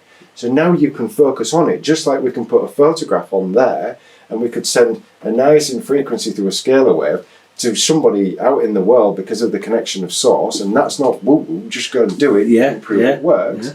Just like you can, once you can visualize it, you can start to fix it. But then I write the report, and you go home and you pop it in a drawer, especially if it's got pictures and images in it, but the words are powerful enough. And then 3 days later, you've changed your diet, you've done this, you've added some good stuff in, you've been positively thinking about stuff, and then you bring the report out and it's got a load of basically negative aspects about yourself written down. As you read through that, you're going to, at a frequency-based level, phonetical value of the word level, hold contract with those words, and you will retrace, you'll pull yourself back to resonating at that frequency. Which then goes back into why the power of the now is so important. So you're constantly not working on or thinking about the past or living on the past. You know, like if you were ill 2 weeks ago, you don't have to remember today that you were ill 2 weeks ago. No. You could today you could say, I am 100% healthy and there's nothing wrong with me. Now, then them focus and that thinking is certainly going to lead to a better next week and the week after. We can stay just to stay on point on there, but there's a point I'll raise upon that about them, and this just blows out wide in a massive other conversation. Okay. Right? When we look at our past, history is always recorded by the victor, and then we look at how our past affects us and affects our future. It's no different to words, water, contract, and you. And those words that are written about our past that then echo in our future, but they only echo in our future because they resonate with us now. And as we look back to our past, it's no different whether it's a recording of World War I, World War II, something that happened in a country, you name it, wherever it's written is no different from me writing that report that you're going to read in 3 days. You've got to let the past go, the future, unless you let the past go. Or you're finding the truth about the past, but to a certain point, those words, those reports, the manipulation of those reports in the past, if we pull to them and we go, oh well, this happened, you're using that to shape your future. I'm doing this because this happened then, and maybe none of that's true. Just as much as that report that I write while I'm writing it, I could write down anything. Might not be what we're actually talking about. I could be looking at you and talking and writing something completely different. Or it could be the way that you interpret the words, not in the way that I meant you to interpret them. Interesting. And you interpret them in a completely different way. Text messages. Text messages, yeah. We all read them differently. Have you heard what he said? What did he say? I'm going to be late. Do you know, he's always done... No, he actually just said, I'm going to be late. You're putting your emotion on that. Exactly, you do, yeah. The interpretation of it, hilarious. In some areas of reference, that would be a parasitized blood cell. You see how it's got this growth coming out of it. Yeah. You see these floating about, and there will be chondrites. You can see a lot of them quite often. The question then you would ask, have you got a root canal? Quite a lot of people with root canals will have, like that strand there, but they'll be just floating about. When you have a root canal, the reason root canals are bad is because a root canal is now a dead tooth. It's a dead thing. Do you remember the that image I showed you where there was the fibre, which was a piece of slide debris, but the white blood cells, the monocytes, were charging across to try and eject it. Yeah. So your tooth that was a living tooth, that was part of you, is now a dead entity that's stuck in your mouth. So bacteria, which is your bacteria, starts to form underneath it because it's doing its job. There's a foreign body stuck in your jaw. So I don't know if this is related, I will just say, but you know my front tooth? That's full. It's half it's, and I smashed it out, and so it's just screwed in, that one. It's screwed in, I've not got any other root canals I know of, but that is full. So there's an element of your body will always want to reject that. And there could be other ailments within your body that are rejecting that. So Holographic Blood, a book by Harvey Biggleson, who's dead now, but if you go to the Holographic Blood book, he's got an image where in somebody's blood was drawn a shape that is exactly the shape of a false tooth with a thread attached, right? And then they went and removed that. The image of the holographic image slowly went over time because now the problem's gone. And I can't remember the problem that the person was having, but because they took that out, the other ailment that they were having then subsided. So what I'm going to do is just go back to that one and Darkfield, just see if I can find. Might be a little hard because we've got oil on this now, and the oil sometimes skew the view. There we go. Right, so let's see if I can find those items that were in question. It's quite hard to focus on it now, so where are we? We're over here. That oxidising look, we've got that developing around the outside. Turn that down and see it. Back up. Starting to develop there, look. Oh, it's an amazing kit, that, isn't it, where you can see that. Oxidising, developing all around the outside. Right, just turn that light back up. And so the top is up here.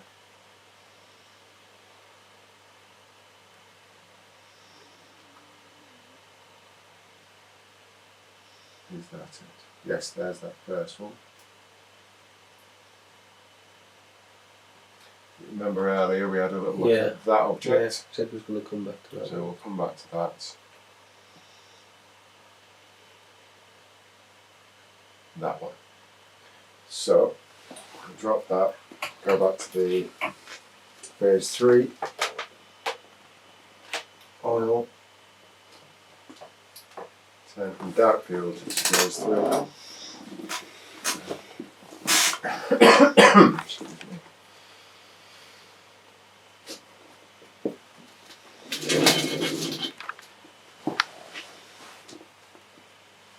Here we are.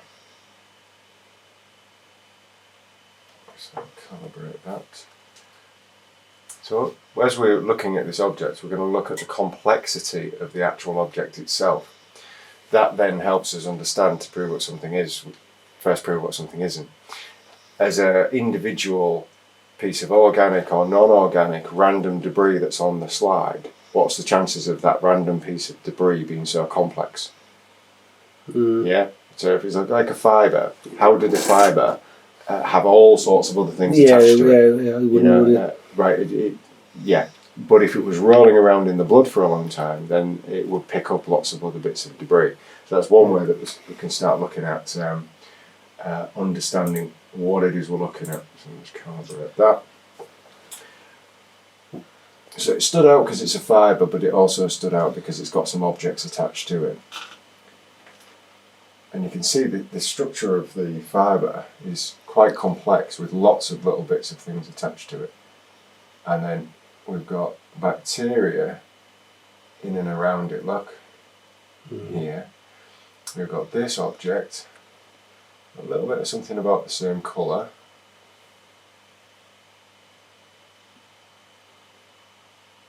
I've got lots going on in here.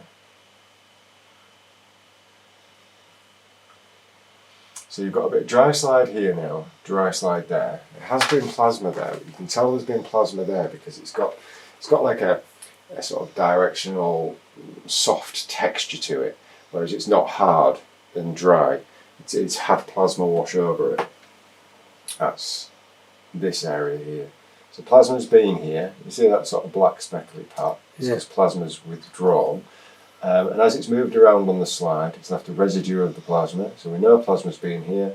And this is still connected to plasma. The plasma's moved off. We've now got this plasma line all the way around with plasma in here. A couple of red blood cells just trapped inside there.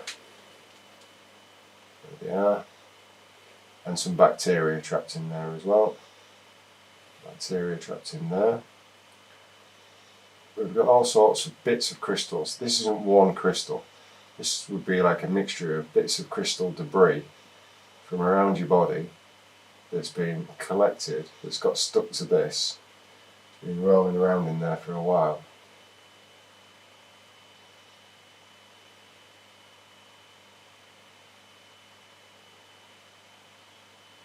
On the plus side, whatever it is, it's not in your body anymore. Because we got it on here. They're two interesting objects there, aren't they? That and that. They're sectional, which is quite interesting. That's sectional. I'm just going to throw something out here now for you, right? Because my first looking at that, do you not think it looks a bit like a spine? There's... Let me bear with me with my theory here. I'm all over it. Because this one here looks like it's a bit damaged. Yeah. But I fell down the stairs and broke my back, and I have lower vertebrae hernias. Possible. Now I'm just thinking about that holographic thing that you said, and you know, I might be reading into it a bit, but I'm just. And that's really good to do. On that one, if we saw that image and there was this line in there and it was separate in its own little field of intelligent water, then I would be inclined to. I would read it sort of differently. I'm not sure that then there would be the image, but we're totally unsure. It's all speculation. But why it would be attached to this? Yeah. But this is definitely something that was sectional, and that's the same thing that is. That seems to have got caught up in here. And it's interesting that it's on both sides. That one seems sort of attached, but that one's not. Let's have a little look at it. My immediate pull to on those, when we thinking about the archives of what floats around and that is sectional, is tapeworm. Tapeworm? Tapeworm's sectional, exactly like that. Alright. Whether it's a larger tapeworm or it's the miniature tapeworm. It's got a specific name, but there's a very, very small version of a tapeworm. That could be the remnants of that as well. You know, one the debris. And if it's the larger tapeworm, because they can get to like 6, 7, 8 feet long, sections actually break off, and they're still motile. And sections like that long of this really long tapeworm, they can come out your bum at night. They're still wriggling, which is horrifically really interesting. Yeah, thanks for that. Yeah, parasites are amazing, absolutely amazing. For all the parasite lovers out there. For all the parasite lovers, yeah. It's funny because people do say Kev's a bit of a parasite. I'm just going to go through a couple of different light fields to see what that looks like. You see that we're looking at a top layer of this now. And this top layer seems to have a surface to it that's got extra bits attached to it. When we focus in on the item itself, we're going past this layer of focus. Yeah. But as we come out, there seems to be this top layer. It'd be interesting to see how much is encapsulated in that top layer. Imagine it's got like a bit of slime around the whole thing. And as the whole thing's encapsulated, it's trundling around the body. It's got that bit of slime around it. That's also picking up more debris. So it's interesting to just zoom in and zoom out to give you a feel of the size. Can you see? As we zoom, you get different bits focused. Yeah. And as we go, we focus in and we go around the object. So we start to see the sort of the three-dimensional shape of it as we zoom in and out. So let's move again to a different phase.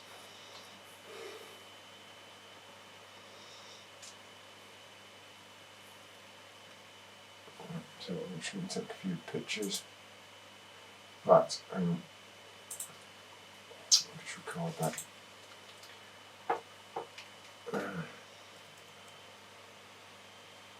The thing.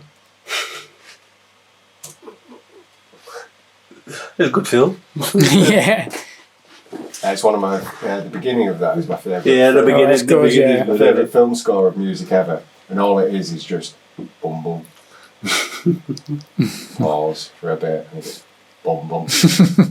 Long pause. Boom boom. It was a good film, that. That's good. They did a lot of in that film. There's some really great artwork. So when they're stood looking over the melt in the ice and the spaceship's half showing itself, and all that is a hand painted picture. Was it? And then they're stood in front of the picture. So they did some great stuff back in the day, didn't they? To be fair. Well, it moves you on to just the actual brilliance of what they could do, and obviously that there's nothing greater than Space Odyssey. Kubrick's. It's amazing, isn't it? Odyssey. Is that the moon landing? Oh no, that's something. That's Yeah. Same director. That's something else. Right, so we've got a lot more information there of different aspects. That's in phase 1. You see a different aspect again if you use a phase 1 specific objective. We're using a phase 3 specific objective, but with a phase 1 disc. Then we move to phase 2. Quick look at that. And then we'll move to phase 3, which this objective is specific for phase 3. So we get a lot of information. So there's not much more we can do with that area. It's like Google Maps. I was thinking that. It looks like Kev's Island. It looks like a city view, doesn't it? Epstein's Island. Prince Andrew's been on your island, Kev. There's no sweat here. Right, okay, now that's got to the bottom of those. I like getting to the bottom of stuff. Look at the colour, the texture, and the shape. Yeah. And this is where your eyes are brilliant and also not brilliant. You know, when you see an object and you're like, I can see a face in that. And then, because you're immediately going to the archive in your mind of what might look like that shape. Right? Oh, yeah. So you thought spine. I'm like, tapeworm's also segmented. Yeah. Well, if we come up here, we see the same texture with the same shape, but they're just blood cells. I was going to say they're collapsed blood cells. So then let's just go down here, back to what we were looking at and questioning. Are they blood cells? They're just blood cells that have been trapped and squashed in there that uncannily look like a spider tapeworm. Yeah. Yeah.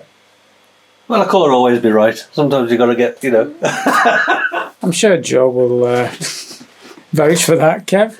No, don't tell her. So yeah, interesting object, what that could have been. When it's ridiculously complex, which I'm sure you'll agree, there's all sorts going on in there. Yeah.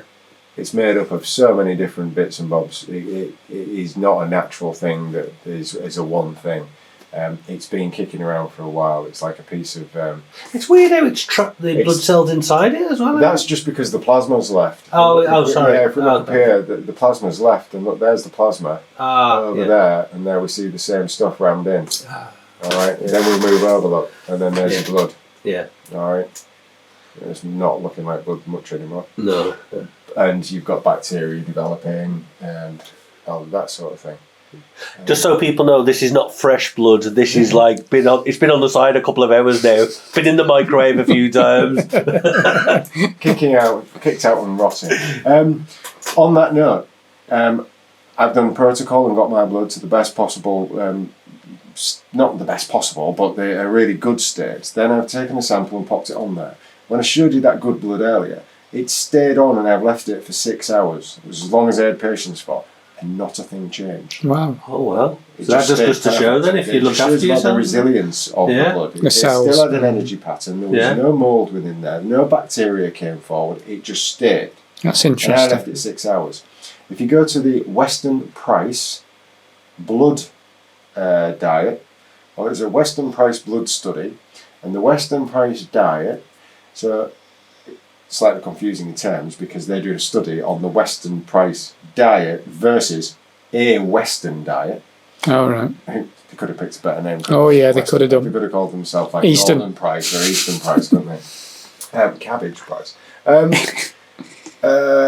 Their diet, they did a study through different age groups, and even up to it was people in their 80s, and then they took the blood out, and it's like I said, mine lasted 6 hours. Theirs lasted days Really? without change to the cells. Because of their diet? Because the diet was, Wow. and the cells were so strong, and the blood was so clean. Wow. Lasted days. Then we'll reflect back to. I don't feel so good now. Mine's lasted 5 minutes. Days? 5 minutes? Yeah. So that was that object. Don't do drugs, kids. Lessons learned, Kev. Don't drink. Don't do drugs. Don't smoke. Eat healthy. Don't do chippy dinners. Exercise. Don't masturbate. Look after your secret serum. Look after your secrets. Don't waste your zinc. Yeah. Yeah, there you go. Yeah. Always talk positively. Never talk negatively. The longer the shelf life, the shorter yours. Right, I'll just see if I can find Certainly out. shows though positivity makes such a big bloody difference, doesn't it? Absolutely, it does. Absolutely. Dr. Robert Young, you don't grow old, you mould. Interesting. Yeah, I like that. And then, I'll just whilst we brought Dr. Robert Young into the mix, done some amazing work.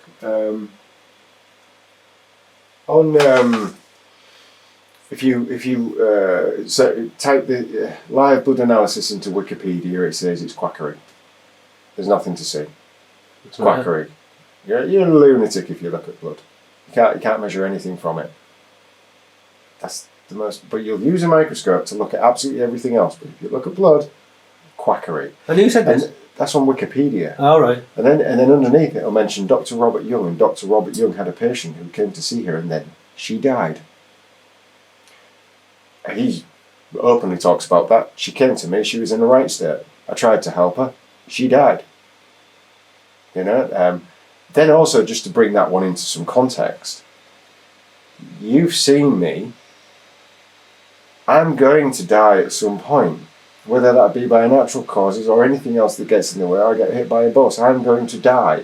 You can't say that that's because you've seen me. That's stupid. Yeah. Yeah.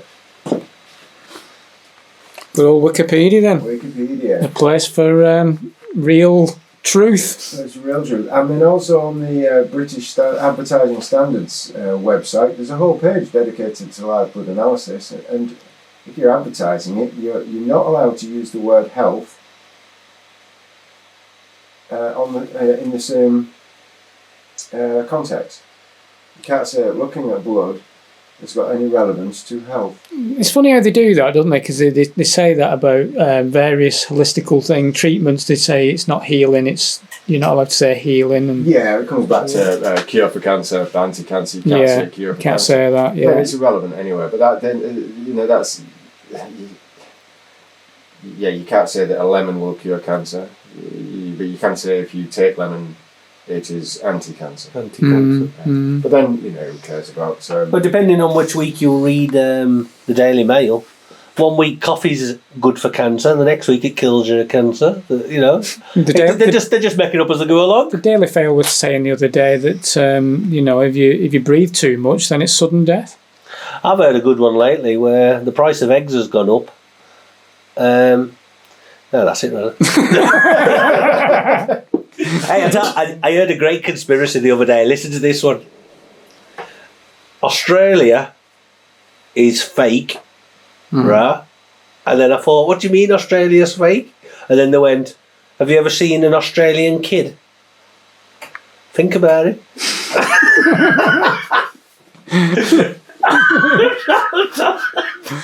You're all thinking now, aren't you? I'm lost. Hey, have you ever seen an Australian kid? I'm trying to remember Neighbours.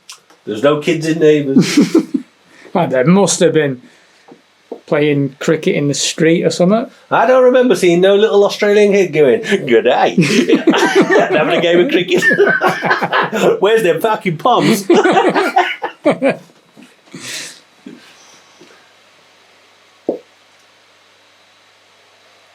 I've just pulled down to this because this is in the plasma at the edge. Yeah. It's just a little area, but it's crystallising in a very different way than. Is this the dry slide now, or the other one? This is the live blood, but this is actually in the plasma. I'm just trying to really gently move down here. Like I'm hardly pressurising the control. So your plasma's got to here, but there's just this little patch that's crystallised in this very sort of organised structure. See, I can explain this, Adam. No, look. So the planet I'm from, yeah, this is a map of our Earth, and it's in my blood. Start it.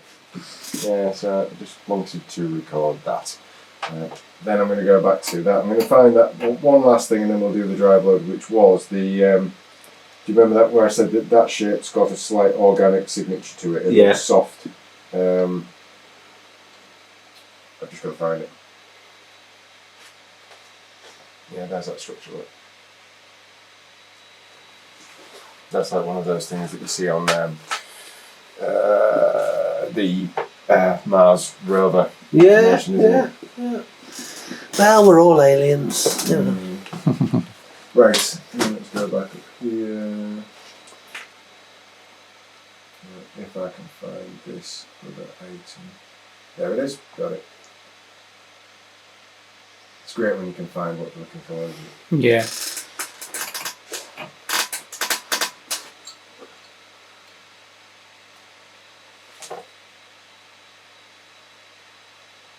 There's a couple of songs in there somewhere. Well, you can find what you're looking for. I finally found what I'm looking for. Then there's one by what's it called? Heather Small, was it? You gotta search for the hero inside yourself. Tell you what, you sounded just like her. Well, I'm a brummie. That's what it is. See. You know, I once saw her at Wigan bus station because she was going out with a Wigan rugby player at the time. That's right, she was. Yeah, and she was sat there on her own at the bus stop. Yeah, he'd probably pissed off out with the mates, right, boy?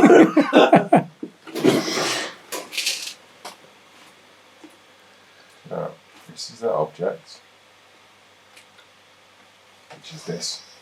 And it curls round and comes back up here, so it tucked into itself slightly. It's very soft. It's not like a hard fibre. It's not a natural fibre. You can see it's made up of something inside it. It's very organic, like it's made up of a lot more than one thing, but that one thing is continuous through it. And I'm just wondering whether that is the remnants of a dead parasite of some kind. Just in the way that it's been in there, it's very squashed around, folded, and it's got all sorts of stuff attached to it.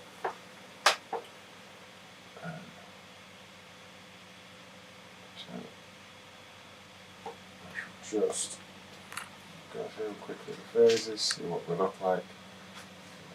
Maybe parasites just can't survive in your blood, Kev. Yeah. Well, do you know what? No. Sooner or later, people are going to find out who I really am. All Kev's parasites are in counselling. They need to be. They're at the inner self-help club. Cool. There's tapeworm sat next to liver fluke going, it's hard in here, innit?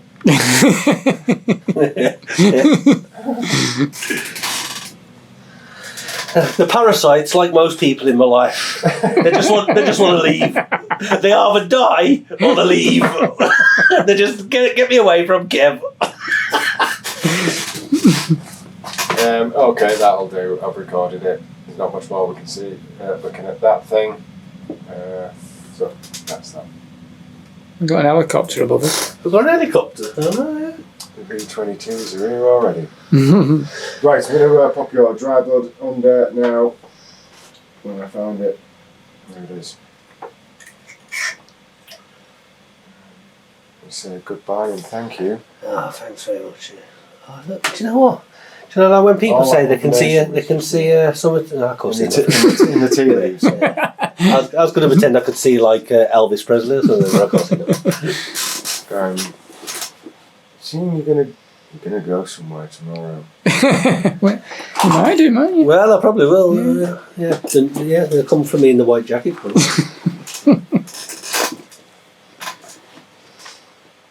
So for this we go to bright field. We lower the condenser. And we go to transfer objective. Bring that up.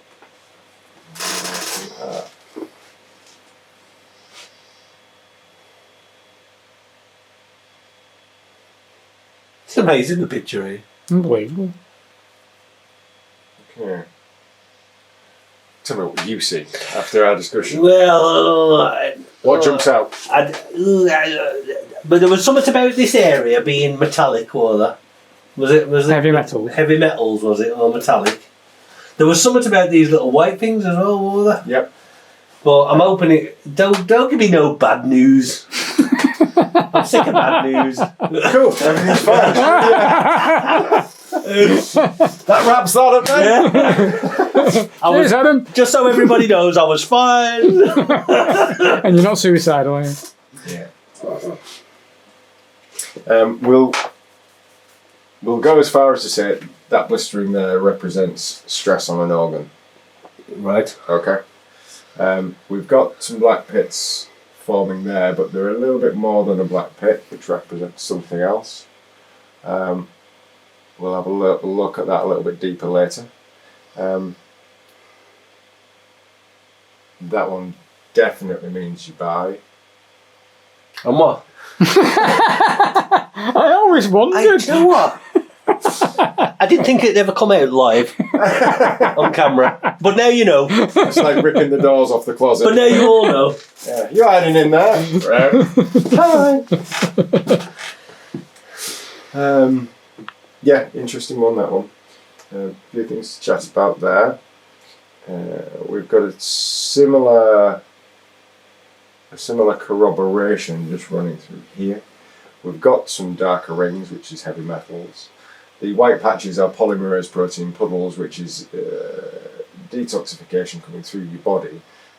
It's all the way through. Just let me use the wonders of tech and colour correct it just to make it look a little more alive. There you are. I'll colour in now.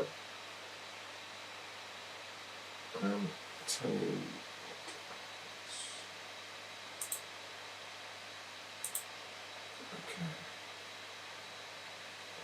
Go to the next one, see what we've got in there. That dark centre, a bit of bowel toxicity going on. A few black pits. It's definitely a kebab that you haven't got rid of yet.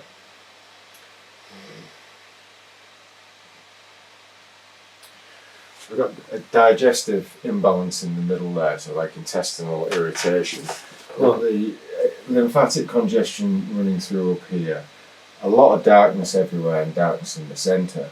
The dark rings there coming through, so it's your body not detoxifying properly. It's always about detoxification in most people, and But I do suffer really bad. I gotta be honest. I have like really bad bloating of the stomach. I've not got to the bottom and the source of it. I do have a lot of issues going on. You just want listen. We've all seen the film The Matrix. Neo here, or what's his name, Morpheus. He's trying to get me to take the magic blue pill or the red pill. No, it's actually like so Neo took the red pill, the blue pill. or the sound of inevitability. Niacin. Well, to be honest, I'm a bit of a greedy bastard, so I'll have them all. Ignorance is not bliss. Ignorance is pain. If that was all over, you'd have sort of systemic disorder running through there. Again, irritation in here. I was going to say, it's very patchy, open, isn't it, there? It's not so... No, I'm not liking this dry blood. I love the dry bloods. Same in there. Any other information in that? Not seeing anything. So as we reduce the size of the blood and taking the sample, we get to the very end, and each time we reduce it, so we get a slide, and we take that sample, there's a little ball of blood, and we use the weight of the slide, we're just going to pop it on, pop it on, pop it on, pop it on, pop it on, pop it on, pop it on, pop it on, pop it on. So there's very little blood to pick up. So when we get to the very last part, there's not much left. We're taking blood out of the fingerprint. So this is a high ridge of the fingerprint, and this is the trough of the fingerprint with the blood. And that one little tiny dot is a blood cell itself. So that's the. If you were to leave a fingerprint and dust it, you would be dusting the opposite of that, where the ridges have touched. And what you're seeing are the troughs of the fingerprint, which is quite cool. Yeah, it is. Yeah. Okay, so we'll go back to that one. You've got that on record. And we've got the next one. That one on record now. And the next one. That one. We've got that on record. And then we've got that one. Got that on record. So there's good reason to be detoxifying. There's a few things on this one. There is, and then this blistering area, which is quite significant on there. When I said there's something quite standoutish on that one in particular, which is worthy of a discussion. In general, over what we've just gone through, storing heavy metals is generally detoxifying. Most people are in a state of toxicity of some level or another. It's for them to reflect on themselves, because people just want answers all of the time. Oh, what does that mean? And tell me what to do about it.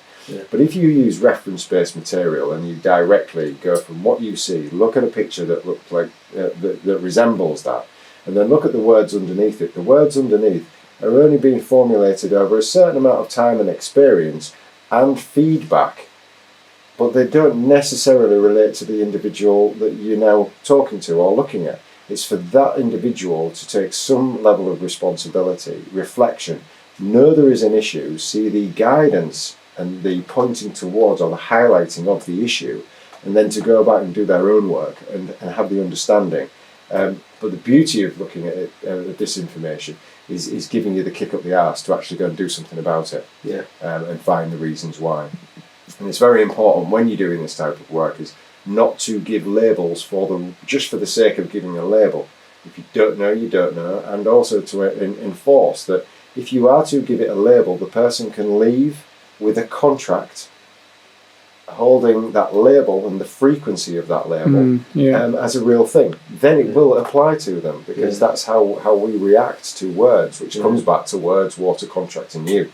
And I'll hammer that home until, forever, really. Because that's how our reality is made up. So, we've got all of that on recorded. I'm just going to take a picture of that one. And that is your dry blood, sir. Thanks, Adam.